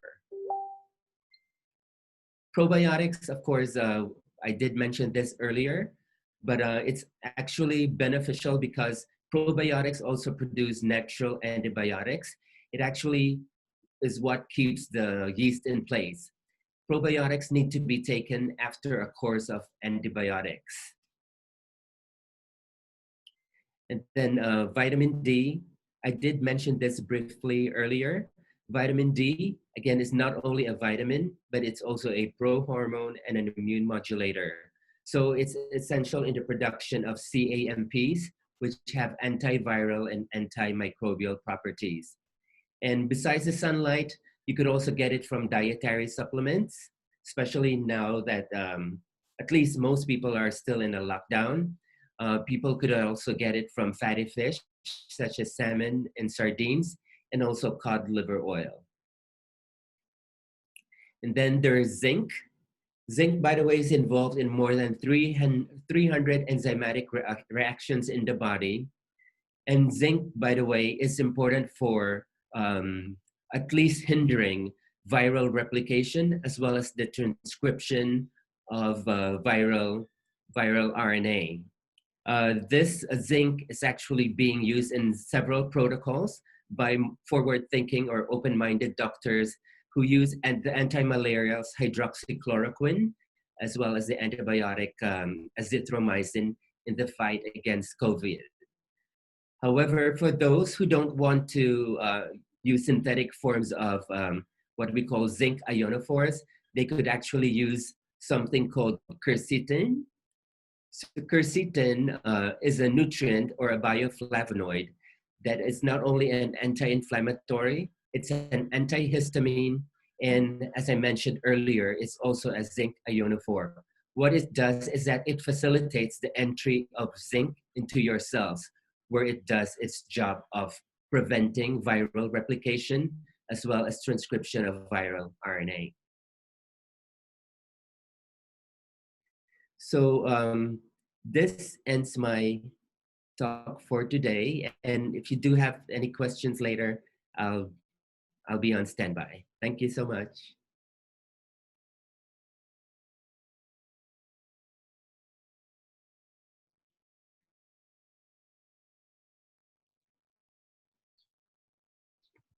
Okay, Marie, maybe, ang dami ng, many people already sent their questions. That's right. Maybe. I couldn't respond right away because I was muted. I had to wait for the unmute sign. No. So we also, if I may advise everybody, ang dami natin mga bagong participants, no? Some from Jensan, some from Cebu, some from Palawan, in the places that we held our SONA or our summit in. Yeah. A lot of first-timers joining us today. Yes, it's very interesting that the places we have visited, we're getting people from there to join us. And welcome everyone again. So we are now going into, thank you, Dr. Joel, for that very enlightening piece. Yeah. We are now entering the second part of the forum proper, which is the question and answer or the open forum. Okay, and again, there are rules that we have to observe, and I am going to once again bring you Randy. Randy, for the Okay, all right. Just a reminder, I think I passed through this for earlier today, no? But here are the open forum rules. One, if you wish to speak or ask a question, you can raise your hand. No, talagang you can use the function or just physically raise your hand, and your intent will be noticed by our traffic officer, Joker Asilum, who can see the whole room, no? And so if he notices that you have raised your hand, he will notify me, and you will be recognized and you will be given the floor. Okay? Remember to introduce yourself clearly and briefly. Your name, your organization, and your question. Okay? Number 3, participants who do not want to ask a question themselves, medyo shy, can message me directly with their question, and I will be the one to ask your question at the designated time. And lastly, to maximize everyone's time, please keep your questions concise, clear as much as possible, go bullet point, and go direct to the point. That's it, Marie. I hope that's clear. Yes, and I would like to add clear and concise and on the subject matter, please. In our other Kamayan forum sessions, there have been questions that were off topic. So please stay on the topic so that we will maximize the time. And now we are going to take questions. Okay.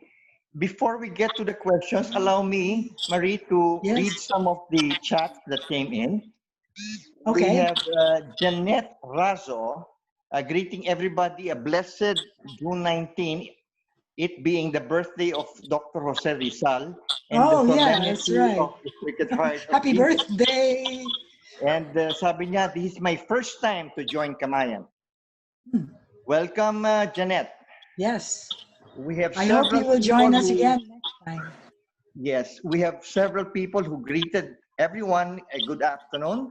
We have Mark saying that please acknowledge the presence of our partners and participants from De La Salle, Philippines. A gloomy afternoon all the way from Tanay. That's Mark Joseph for you. Okay. And okay, so many greetings. Juliet Manlapas also sent a message saying that she's here. Juliet Manlapas of Partnership for Clean Air, or PCA, greeting everybody a good afternoon. And Vicky Segovia said, so humble naman si Toby Dairit. Okay. Do I read the questions now, Marie?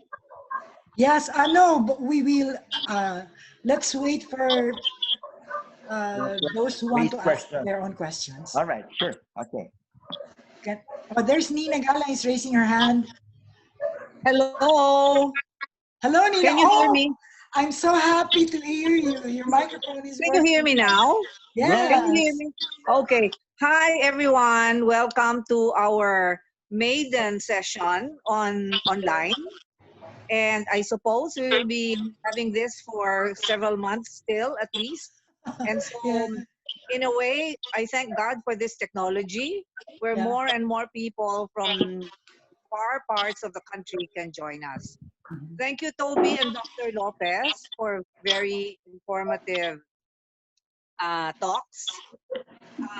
People might be wondering why we're talking about COVID and coconut oil in an environmental forum, but please remember that our full name is Green Convergence for Safe Food, Healthy Environment, and Sustainable Economy.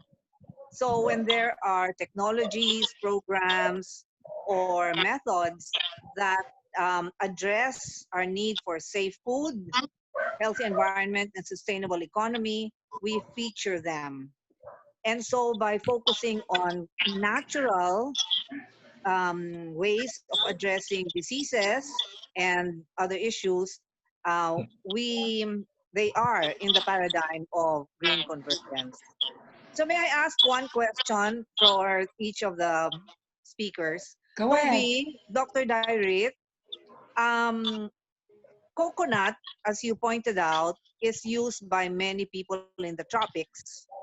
I'm wondering, and of course, it seems, no, from the data of worldwide numbers, those in the tropics seem to be lower in cases, except Brazil, which is, well, Brazil is such a rich, a big country, so it probably spans tropics and subtropical areas, no? But I was thinking, Bicol, Bicolanos use a lot of coconut. I Yeah. don't know. I have not looked at the data for Bicol, but maybe are there fewer cases in Bicol? Maybe that could be a research, no? And then maybe among environmentalists who use VCO, like many of Yes, us like me. here, Marie, Inday, Vicky, Yeah. don't use coconut oil. Fortunately, we're still well. Huh. I'm wondering if there could be also a correlation between environmentalists, especially those who use VCO, and the incidence of COVID. For Yeah. Dr. Lopez, you were talking about detoxification. Yeah. Are you referring to natural means like elimination, like going to the toilet and then sweating? I hope so, because we don't really detoxify with artificial means regularly. Yeah. So those are my Okay. questions. Thank you. Next Sige. question, please. Sige, Nina. You don't have to answer it. You can't answer it Not yet yet. until the third Hindi portion. pa pala. Okay. Tessa Oliva is raising her hand. Tessa? Yes. Okay. I have several questions for Toby and for Dr. Lopez. First, I'm just glad that one lesson that we've really learned from this pandemic is that we should start developing our local technologies. That's very important. So I'm happy that we're discussing right now the coconut. All right. So the VCO has been endorsed by DOST, and I'd like to know the latest development on this. And has this been tried uh, in order to address COVID? That's one question. Another question is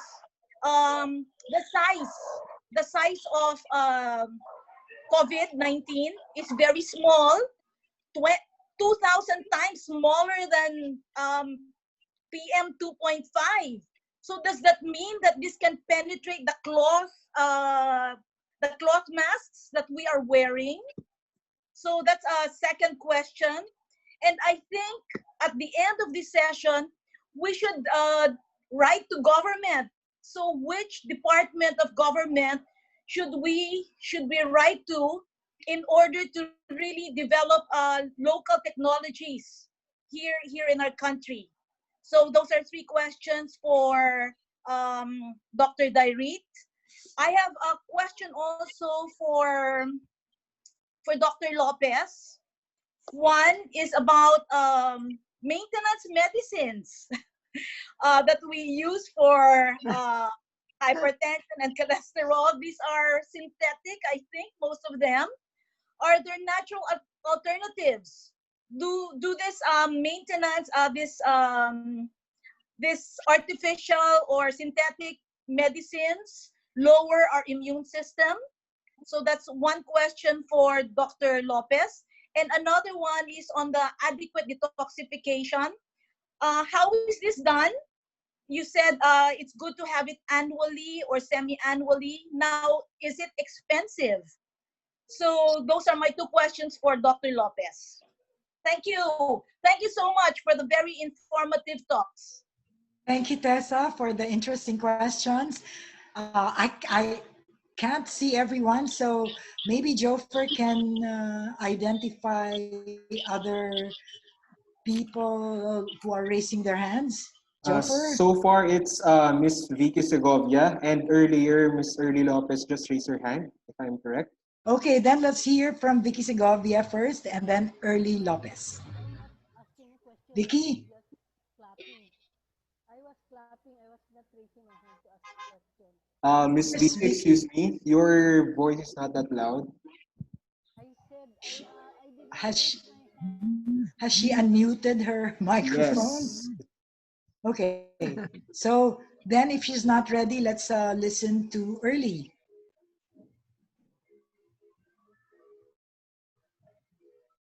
Is Early raised her hand, you said, right? Okay, I see Sonia. Hi. Yes, Okay, Sonia, let's you start. raised your hand? No, I'm not. I don't have a question Okay. yet. Not yet. I just said hi. Oh, hi. Hi, Neil. Yeah. Marie, Now, we have questions sent in directly via chat. Okay. All Let's right. listen to them. Okay. The first Go ahead, question Randy. came from Danica Mercado. Sir, can you read more? Where can we read more on Dr. Dairit's research findings? That's her first question. Also, is the research acknowledged or supported by the government? All directed to Dr. Dairit. Okay, Then we next. have another question from What question? Divina Jokno. Question: are there problems on producing and distributing VCO and coconut cooking oil? Seems not always available in the grocery shelves.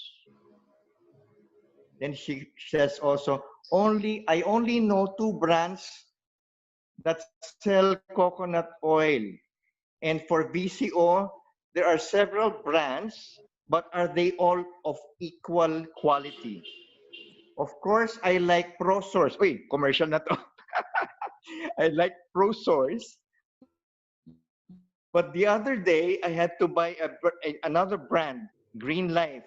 So I'm not sure. Okay?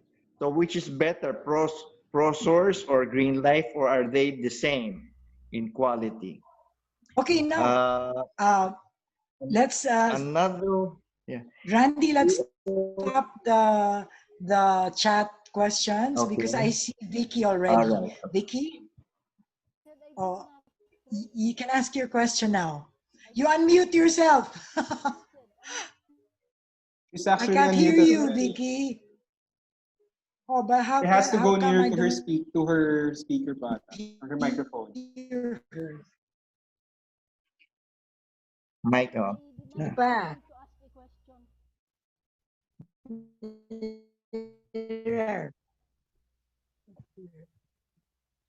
Do you hear her?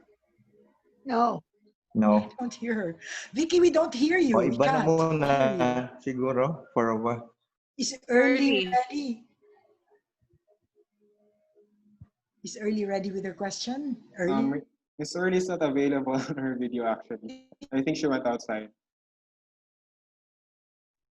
Are you there? The person who raised his or her hand? Jofer? Wala Are you pa able to see everyone? Yeah. So far, there's 9. Okay, then go ahead with the other questions on chat, Randy. Okay. Another question is from Red Rayla. Does a dose of coffee help COVID protection? We hear about that, no? Kape daw, pwedeng panggamot sa COVID. Does it help? Another question is, has Italy finally solved COVID? That's why they had a radical decline. This is from Dr. Red Raila from Cebu City. All right. Any other questions? Okay. Another one from Esther Pacheco. The question is for both speakers. What are the contraindications for using coconut oil? If there are, what are these? Okay. Okay. So please, our speakers, please write it down lang. And this one comes from Paul Olvis. To Dr. Dairit, had you also considered or tested in vitro the active chemical compounds from coconut as combined with other plant or fungal sources and eventually observed the antiviral resistance mechanisms and clinical significance. That's for Paul Olvis of MSU, General Santos. All right, any other questions? Another one from Red Rayla once more of Cebu. Do you recommend glutathione with the brand of Max International to boost cells and immune system? Do you recommend glutathione with the brand of Max International to boost cells in immune? Okay. Okay, here's another one from Wayne Paulo Ugang. This is Dr. Joel. How much of vitamin C is too much? Baka ma-overdose nga. Is there a difference between generic vitamin C and natural vitamin C, such as calamansi? Okay. That's from Wayne Pablo Ugang. And here's another one. Si Orly Animo is just thanking Kamayan for this opportunity. Okay. There are some comments that I see, but yes. Are there any more questions? I think that's it. No, that's it. That's in. Maybe we can go back to the floor. And yes, if those are the those are all the questions, then we will move on to part 3 of the forum proper and listen to our speakers. What? Somebody's trying to say something? Randy? What? I heard something. But anyway, if those are the last of the questions. Oh, Randy, yes. Are you raising your hand? Na, may pumasok pala, sabi ni Tessa. How much dose of coconut oil would be recommended? Yes, that's a good question.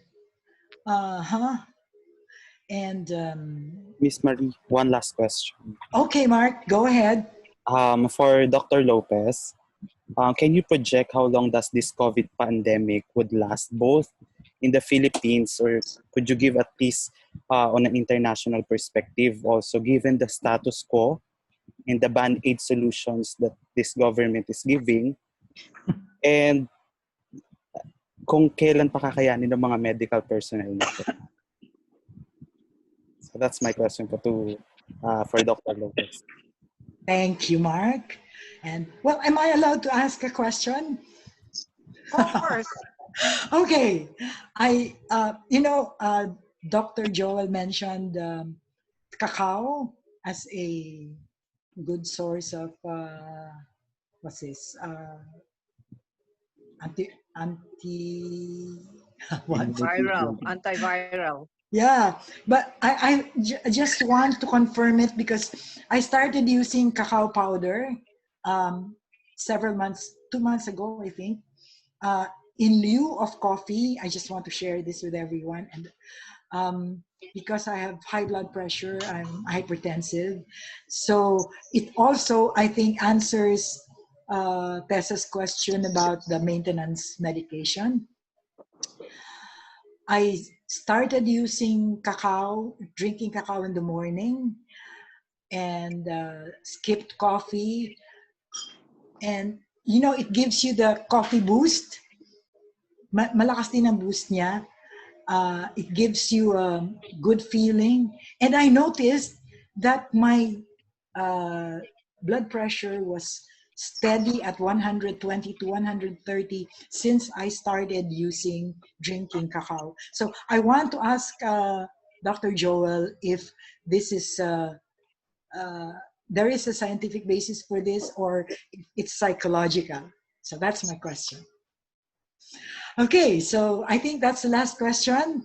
We can now move to the third part. Excuse me for my question, Papa, si Miss Reyla. Red Raila. Miss Red Raila. Okay, meron pa. Okay, sige. Go ahead. Okay, ako na. Or si Sir Randy. Okay, so is it true that Dr. Fabonan's antivirus meds passed in the US test and accepted now by Indonesia version of an FDA test? Again, is it true that Dr. Fabonan's antivirus meds passed in US test and accepted now by Indonesia's version of FDA test? So that's the last question, I think. Okay, we can start answering them now. We are in the third portion of the forum proper, and we're bringing back our experts, our resource speakers. We will start with Dr. Toby. Dr. Toby. Yeah, well, I don't know. I tried to list down the questions, but I'll try to. But we can alternate with Dr. Lopez. I'll answer For the one, answers? and then Dr. Lopez can answer one. Okay, go ahead. But the first question, I think, by Dr. Galang, incidence of COVID in coconut-consuming countries. Well, unfortunately, there's really been no detailed studies on this. There's also no detailed study on how much, although coconuts are grown in certain places, you still have to survey exactly how much do they take. In the Philippines, the latest detailed survey on coconut consumption by region is 1987. And this was in relation to atherosclerosis. At that time, the Bicol region was, they actually went out, this is FNRI study, Food and Nutrition Research Institute. So they actually surveyed people and they asked what their consumption was. So that's hard evidence data on actual coconut consumption. And there it was shown that regions that have high coconut consumption have lower atherosclerosis. Now it's about 30 years later. We don't actually have hard data on how much coconuts actually consumed by people. Because sometimes it can grow there, but then they process it. They could sell the coconuts elsewhere, so it doesn't always correlate. Presence of coconut and consumption. Although now someone from Sri Lanka I've been in communication with, and they have indications that high coconut consumption has lowered the incidence of COVID in Sri Lanka. But in the Philippines, it's regional, and the data are not there. Although maybe in general you might say there's a trend, but I don't think it's definite. A definite correlation between a high coconut consumption in the region and amount of COVID. And of course, even the records on COVID keeping is not reliable.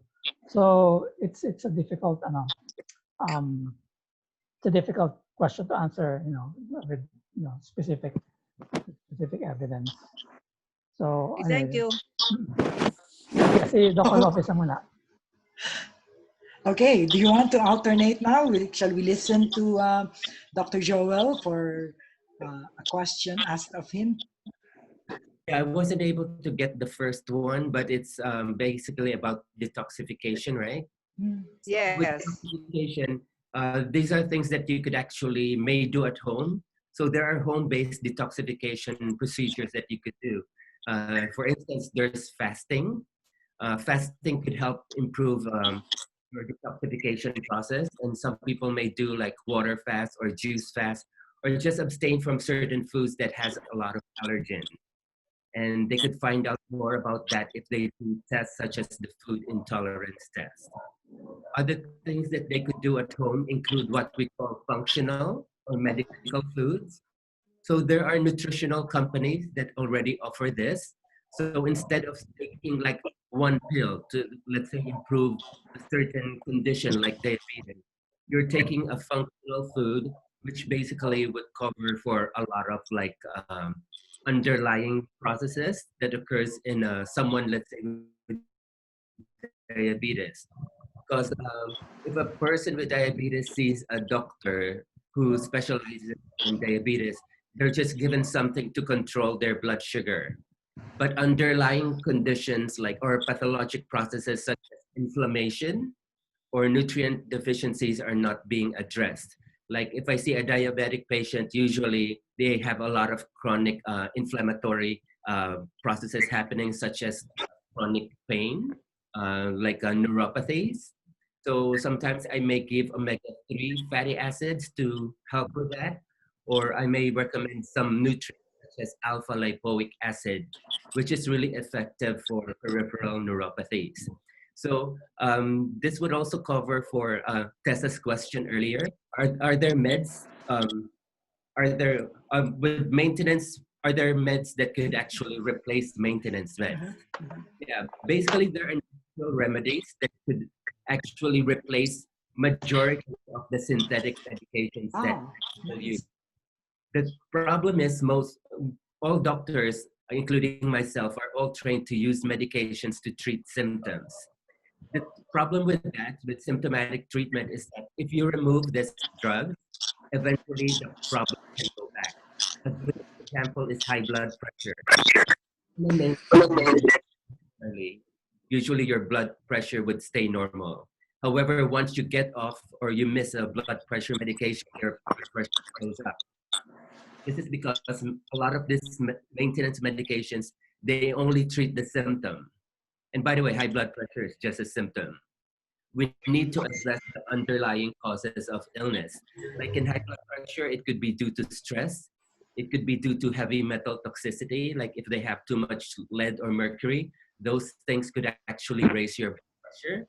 If a person is deficient in certain minerals like magnesium or potassium, those could also raise your blood pressure. So correcting the underlying causes of illness will actually help get rid of the symptoms. So in answer to your question, definitely there are a lot of natural remedies that could replace your synthetic medications. But it's important that you work with your doctor because ma-pride kaming yung ibang mga doctor eh. So yeah, it's important to work with your doctor when it comes to adding supplements to your program. Then there are other detoxification. Oh, you're welcome. There are other detoxification processes that you could actually do at the office. An example here is something called colon hydrotherapy or colonics. This is something that's done at certain resorts like the farm in San Benito. But we actually offer it here at our clinic. We also do offer something called chelation therapy. It's an intravenous way of getting rid of toxic metals from your system. These metals include lead, which is removed by EDTA chelation therapy, or mercury, which is removed by DMPS or DMSA. But if you want natural remedies to help get rid of these heavy metals, people could try something as simple as a sulfur-rich herbs such as garlic, cilantro, and onions. These are things that could actually help get rid of heavy metals from our body. And then, of course, vitamin C is a weak chelating agent. It could also help get rid of some toxic metals from your system.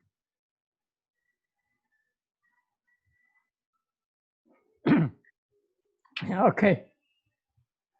May I? Yeah. What about the old-fashioned labatiba? Yeah, that would be similar to colonics. Is that a detoxification method? And Yes, some people do it every day. Is that advisable? As long as you replace some of the good bacteria, because sometimes, especially if you don't use filtered water, that it could actually destroy some of the good bacteria. Because some people may use like tap water, which has chlorine, that could actually destroy the good bacteria in your intestinal tract. And labatiba is you're only cleaning the lower portion of your colon, whereas colonics, it's more extensive. It goes almost close to the small intestine, like in the near the ileocecal valve. Thank you. You're welcome.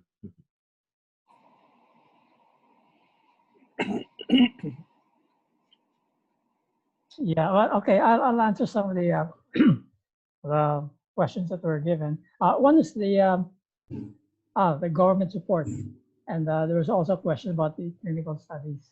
Well, the UST is funding two clinical studies. One we started at CGH. This is on using BCO on COVID patients, and another one in Santa Rosa on um, these are suspected cases.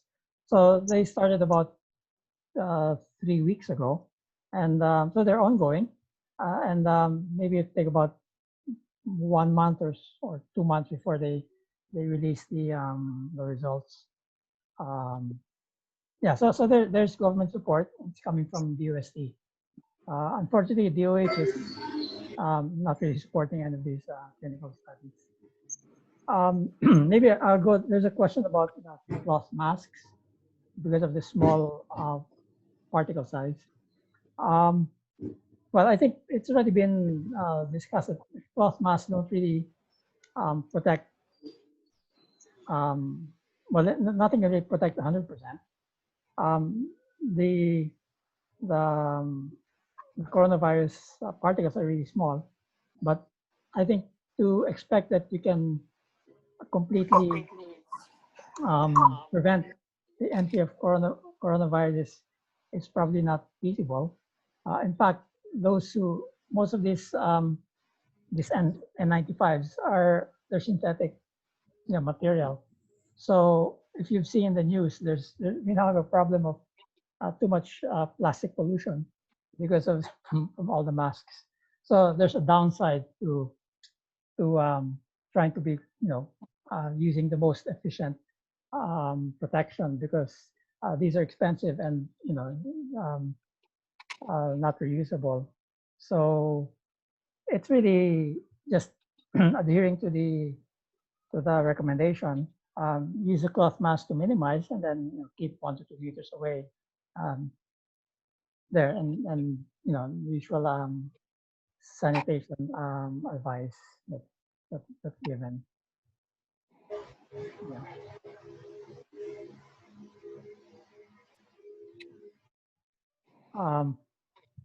Well, there's a question about the quality of. Is that all, Dr. Toby? Yeah. Well, yeah. So then we move back to Dr. Joel. Yeah, there was a question regarding the use of something called Max GXL. Supposedly it increases glutathione. Actually, I was able to use this product like several years ago, but I haven't continued because I moved back to the Philippines in 2013. At that time, I had a good experience with it. So basically, with glutathione, the most effective would be the intravenous use of it. Otherwise, people could take liposomal glutathione, or they could also take precursors of glutathione, such as NAC or N-acetylcysteine. Oral glutathione sometimes may be destroyed if you take it orally. It may be destroyed in the stomach. So that's why a more efficient way to get glutathione if you do something oral is taking the precursors of glutathione, which is N-acetylcysteine at a dose of 600 milligrams at least 3 times a day. Then another question regarding vitamin C. Is there overdosage? Yes, there is. Actually, if you get too much, people would experience loose stools or what we call bowel intolerance. But sometimes we use this as an endpoint in people we are treating naturally. Like, for instance, if you have a viral infection, we may recommend 1,000 milligrams of vitamin C every hour for 6 hours while awake. Yeah, or until you develop loose stools. This is just one way to saturate your cells with white blood, with vitamin C, because vitamin C is not only an antioxidant, it's an antiviral in high doses as well. And in even higher doses, like 50 grams and higher, given intravenously, it also has some anti-tumoral properties. But for those who are going to use high doses of vitamin C intravenously, We have to make sure that they have a good kidney function and that they are not G6PD deficient. These are tests that you could do through regular blood work. This would prevent any side effects from the intravenous use of vitamin C. And by the way, high doses of vitamin C were used in COVID patients who had severe symptoms. And basically it worked by functioning as an immune modulator. Basically, it helped with what we call cytokine storm, in which the body produces a lot of what we call pro-inflammatory cytokines or chemicals, causing all the symptoms like hypotension, etc.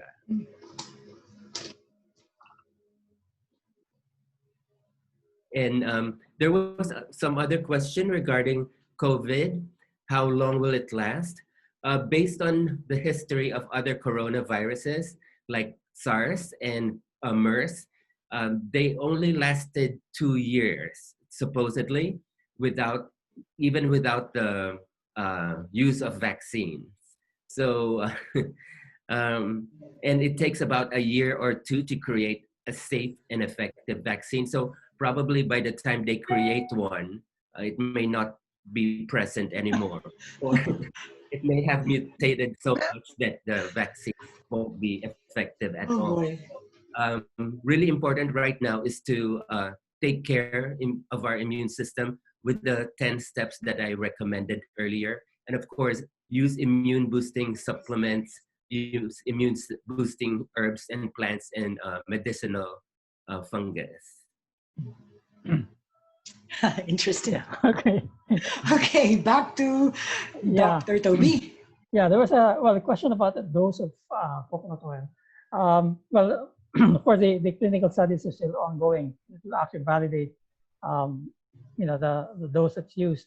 But the rule of thumb is 3 tablespoons a day. Now, you can actually take it. If you can take the VCO, which I do, you can take 3 tablespoons in the morning. But if you cannot, tolerate, a big intake and all at once, you can take it 1 tablespoon with each meal. Now, regarding the quality of VCO, of course, I can't endorse any VCO product. I know the manufacturer of Green Life as well as ProSource. They're both my friends. So, but we do have a project. We're in the 2nd year now, where we're helping the VCO industry improve the quality of their product.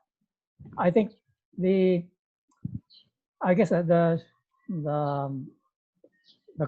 quick answer is that in the early 2000s, when interest in VCO shot up, a lot of people went into it without really knowing what it takes to produce quality VCO. And it's really not that simple. To have quality VCO, you need some knowledge of food science, good manufacturing practice, and HACCP, hazard control. Yeah. So unfortunately, a lot of money was given to LGUs, and they did it as a poverty alleviation strategy. But you can try to alleviate poverty, but if the people don't know how to make quality VCO, then the quality suffers, and then people get disappointed, and then they stop taking it. So what we're trying to do is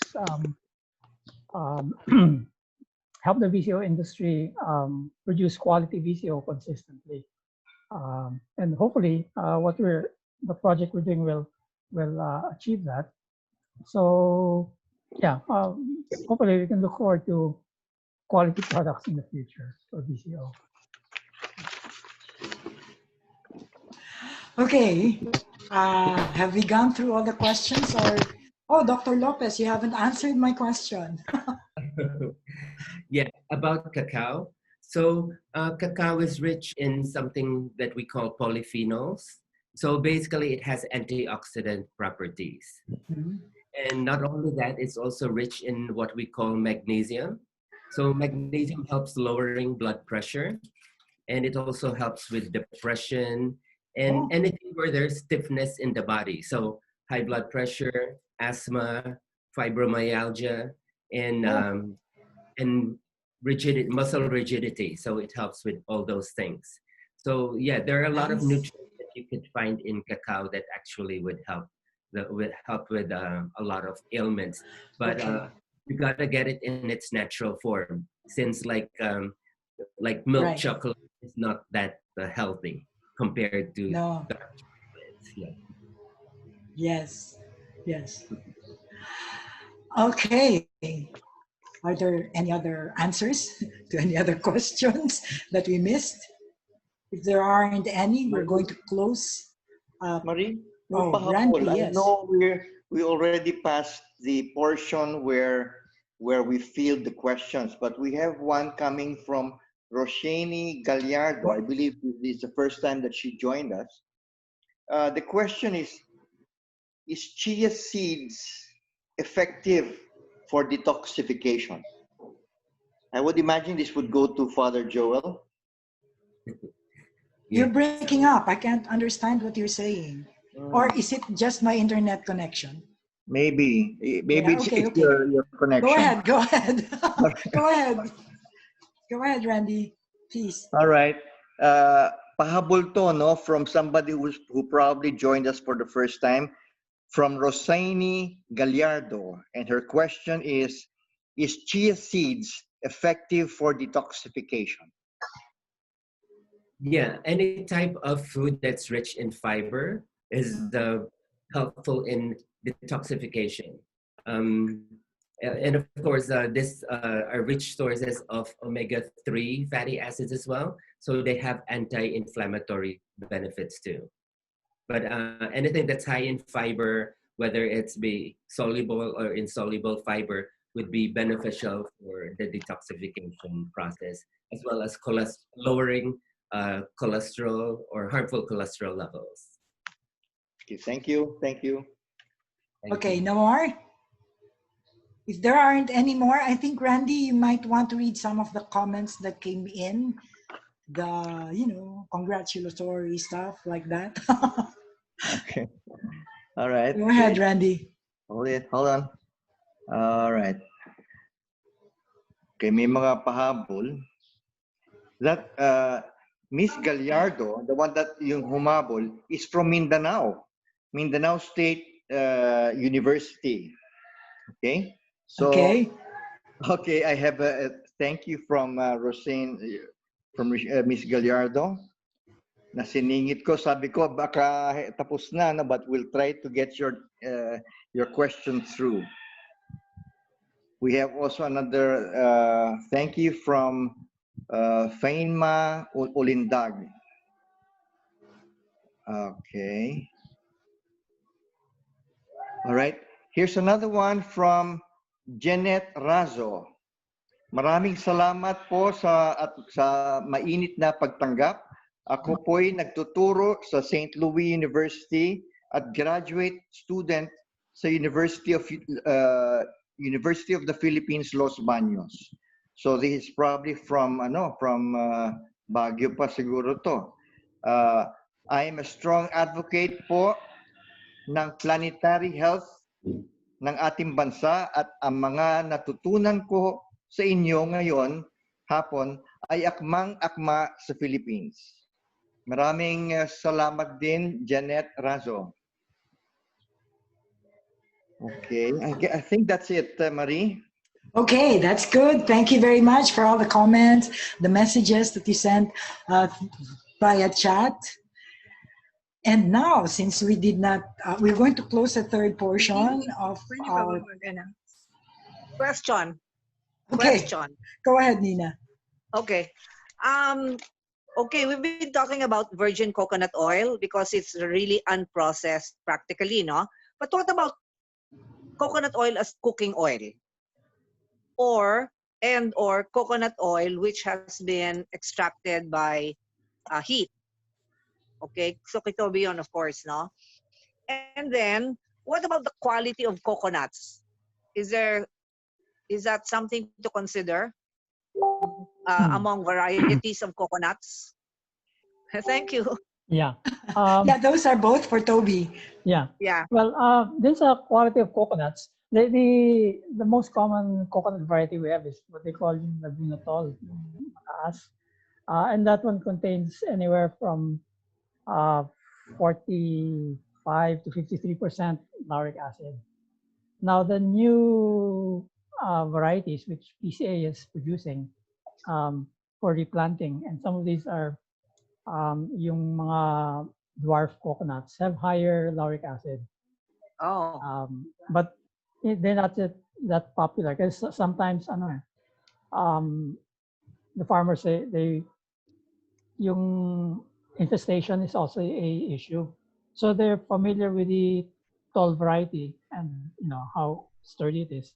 And some of the new varieties, they're not so confident about the infestation. Yeah. So that's still an ongoing thing. When you asked about VCO versus cooking oil is produced from copra. And this is yung copra process was developed during mga 1850s pa when they wanted to export coconut to Europe.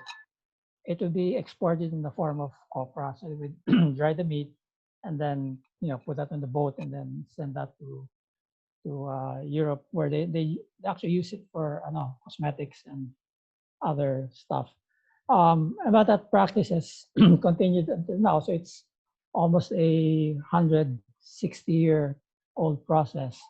And it actually gives the lowest yield to the farmer in terms of income. But the system is there. So it will take a while to convert people. Kasi yun ang napagsanayan ng mga magsasaka. It's easier for them to make copra and sell it than to make VCO, which needs technology. So what you really need are entrepreneurs and people who know technology to set up processing plants in the regions where you can, kasi your product is not only coconut oil. You can also make coconut meat, coconut cream, even coconut water if you can preserve the water. So coconut's a multi-product resource. But to take advantage of all the multi-products, you need a lot of technology and investment. And you really can't expect the farmer to produce that. I mean, to set up a factory to process it. So we really need people who engineers and businessmen who can help build up the factory as well as the value chain, the market. And that's what they're trying to do now. I mean, you just don't invest a lot of money in a factory because wala ka palang market. So you have to look at the entire thing from production to customer. And that's not a simple thing to do. So, but fortunately, it's starting to happen. There are young people who are encouraging may mga OFWs. In fact, there was a webinar just earlier this week. Because of this COVID, a lot of OFWs are going to be coming back. Anong gagawin nila? But many of these OFWs are highly trained. Marami yan, engineers, they're educated people. So it would be good if you can take advantage of their expertise and they can, learn how to process coconut in multi-product, and in the end it will help the farmer. So I guess that's a work in progress. Marie, Marie, Hi. can Yes, you hear Brett. me? Hi. Yeah, I can hear you.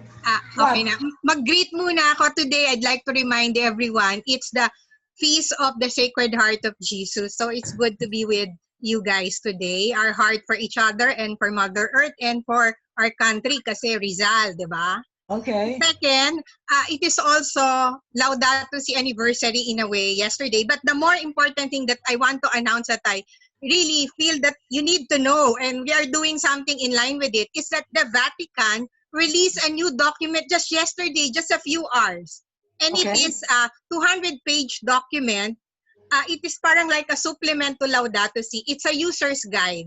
it contains practical implications about Laudato Si. And you know what chapter 1 is, which I think is related to our forum? Chapter 1 is about ecological education. So I think what we're doing here, in a way, ecology of media, ecology, alternative education through this, especially very alternative because this is our first online, di ba? As Green Convergence and as Kamayan. So praise our God of surprises. So that's it. Thank you, Dr. Toby Rairit and Dr.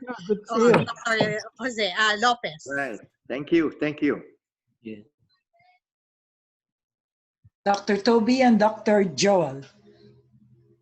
Yes, okay, thank you, Gwen. And now I think wala nang hahabol, ha? My group picture. It says Yeah, my yeah. internet connection is unstable. Oh, it's gone now. So we're Marie? closing part 3 of Forum Marie? Proper. Group picture. And, Marie? Yeah. Yes. My suggestion, let's have a screenshot of all those who participated in our first online Kamayan Yes, forum. but that is at the end. Ay, hindi pa pala Yes. Hindi Yes, pa ba? Hindi pa ba Randy. closing? Randy, that is at the end. Okay, We still have a few more things to do before the end, okay? All right. Okay, so we've had a very interesting discussion today. Thanks to our resource speakers. Hello, I Drs. have a Joel, question. Toby, I raised my hand. I think raised it my has hand. shown. This is Pacheco. May tanong mo. Yeah. Okay, there's a lot of noise going on, but I think this session has shown that Mother Nature takes good care of us, and that if we just go back to nature, it will protect us from present and future illnesses and viruses. That's the natural way to go. It has been shown to us by our resource speakers. Can I just talk? May tanong I have a question. Oh, no, the questions are over. We're already finishing. So I'm sorry. But I mean, it was read and I have not been answered. It has been read, but I was not answered. Okay, That's okay, why I'm going. fine. Okay, So, okay, that's why I want. Who did you ask? I asked both of them. I'd like to ask the question from Dr. Lopez and from Toby. Yeah. Okay, could you repeat the question just in case they forgot? Yeah, just very short. I want to ask this question. Should I do it now? Okay. Yes, please ask now. Yeah. We all know that cocoa oil is very important and its benefits are splendid, okay? But I want to ask both of them, are there any contraindications for using coconut oil? Contraindications. Well, I think it's probably from overdose. If you take too much, and especially if you don't exercise, it's still calories. So, like if you take 3 tablespoons a day, that's equal to about 15-18% of your total caloric intake. So, kailangan magbabawas ka rin ng 15 to 18 calories of, let's say, other fats. So, I guess the contraindication, especially if you're older, bakit ba sa inyong triglycerides kung marami kang kinukuha kasi hindi ka naman hindi mo na process mo, wala kang exercise. The other thing is, I guess you get an upset stomach, but then that's a self-limiting thing. I guess it's similar to vitamin C. They're both non-toxic, and if you take too much, you get an upset stomach, so then you stop taking it. But otherwise, no. Pretty safe. Yeah. Wala namang wala namang reported na deaths from taking coconut. Okay, is that a good answer? Can we proceed now to the ending of our Dr. Lopez might want to answer that too. Okay, Dr. Lopez. Do you want to add to that? Ay, naka-mute. Dr. Lopez. Sorry about that. I was saying there's nothing more to add. Dr. Toby gave a that answer to that question. But just as a side note, my mom was diagnosed with Alzheimer's like 4 years ago, but I was able to take her off of meds and used VCO, to help her Wow. regain her memory back. Yes. So there are Wow. doctors in the States that are using it. They're using MCT oil Yes. because they couldn't find some good remedy for memory loss. But VCO is really good. I have a friend, doctor, who was also using it for Parkinson's. Is Yeah. that okay? Is that effective for Parkinson's too? I would Dr. think so. Lopez? Huh? Well, Can't anyway, harm. that's the magic of coconut oil. No? So as I was saying, we need not despair. We need not feel helpless or hopeless because we have nature to depend on. And that's what this is all about. We are Green Convergence for safe food, healthy environment, and sustainable economy. And we subscribe to returning to nature for all our needs. Okay, so since we were not able to listen to Dr. Nina Galang earlier for her welcome remarks, we now want to listen to her for her closing remarks. Dr. Nina Galang, President of Green Convergence. Okay. Thank you, Marie and Randy, for a very able moderating. Of course, Toby and Dr. Lopez for the very informative talks. I'm so glad that Toby Direct ended with the the call for more investment in, say, factories for producing VCO and other coconut products. Okay, our name is Green Convergence for Safe Food, Healthy Environment, Sustainable Economy. So we should look at technologies which are homegrown and which use our products and use our native, our people, our engineers, our scientists, who are all going out of the country because the opportunities for work, for their work, engineers, scientists, nutritionists, etc., are more used in other countries because they have the businesses, they have the industries to use them. So this industry, maximizing the use of coconut is has big potential for hiring these people, and I think we should be on the lookout for more of this, and that is sustainable development, no? Using our resources, using our people, and producing products which are for our people. The bonus will be, the extra can be exported, but if we look at those, look at our natural resources, our human resources, the basic needs of our people before anything else, I think we can do that. Would be a big service to the country. And the fact that it is a potential for curing COVID, oh my, and people are waiting for the vaccines from China, from the US, from the UK. When nandito pa lang sa Pilipinas yung answer. I really believe in my heart that it is the answer, both for cure and for boosting our immune system. And of course, as Dr. Lopez also pointed out, our natural foods are rich in all these things that are needed: vitamin C, zinc, selenium. Our biodiversity is so high.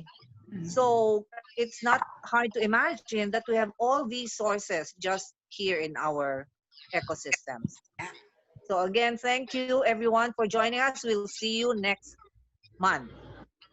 Okay. God bless. Before we have our group photo, meaning screenshot of everyone,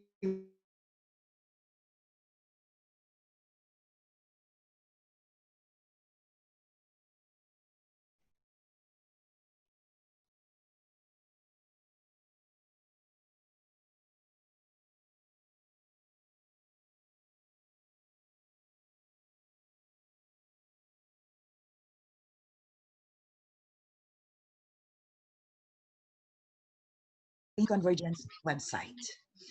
And the next Kamayan Forum will be on the third Friday, as usual, of next month. And that is going to be on July 17th.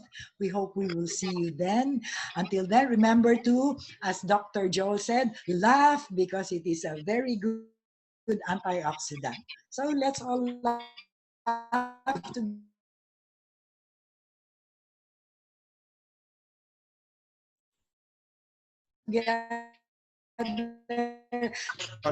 There are two ladies who came up with the same question. One from Urli Anino and one from Irish Yes. Tohan. Do we have an e-certificate?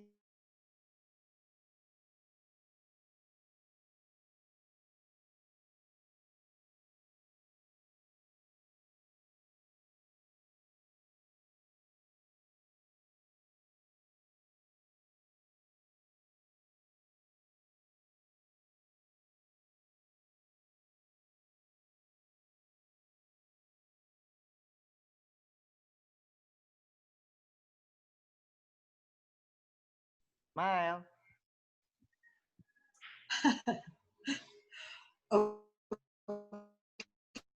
Okay, Joper, please tell us when it's Wait lang po kasi you've taken the bumagal screenshot. yung internet. Sorry. Okay, All bumabagal right. ang internet. Okay, sorry. Okay, Take once two. again, can you please open your videos po so that we can view you on Open the your screenshot? videos so that we can see you all. Okay, wait lang po. And smile. Still loading. Wait lang po. Still loading po yung mga videos. Uh-huh. I'm going to wait for everyone to load their videos. Hey, you're all here. Okay, so 1, 2, 3. I smile. That's the first one. Here's another one for the second group of people. Oh, hindi kasha? Yes. Ang Hindi po dami ba? kasha. Ang dami. Ano bang total natin? Kanina po umabot pa ata ng 60. Wow. Wow, that's good. Yeah. Okay, so okay, another one. 1, 2, 3. Okay. Your hand. That's nice. Okay. Right. Yeah. All right. Okay. Thank you for coming, everyone. Bye. See you on Thank July you. 17th. Bye. Congratulations. Bye, Sonia. Thank you, Toby. Esther. Dr. Lopez, salamat. Bye. Sige, pare. Vicky. Dr. Toby. Ernie. Dr. Thank you, Joel. Dr. Joel. Bye. Thank you. Hi, everyone. Divina. Thank you, everyone. Bye-bye. Okay, bye-bye. Thank you. Bye. Sige, Randy. Hi, Okay, everyone. pare ko. Thank you. Good. Sige, salamat din. All right, pare. Ano pala Thank you. kayo? Sige, Dr. Lopez.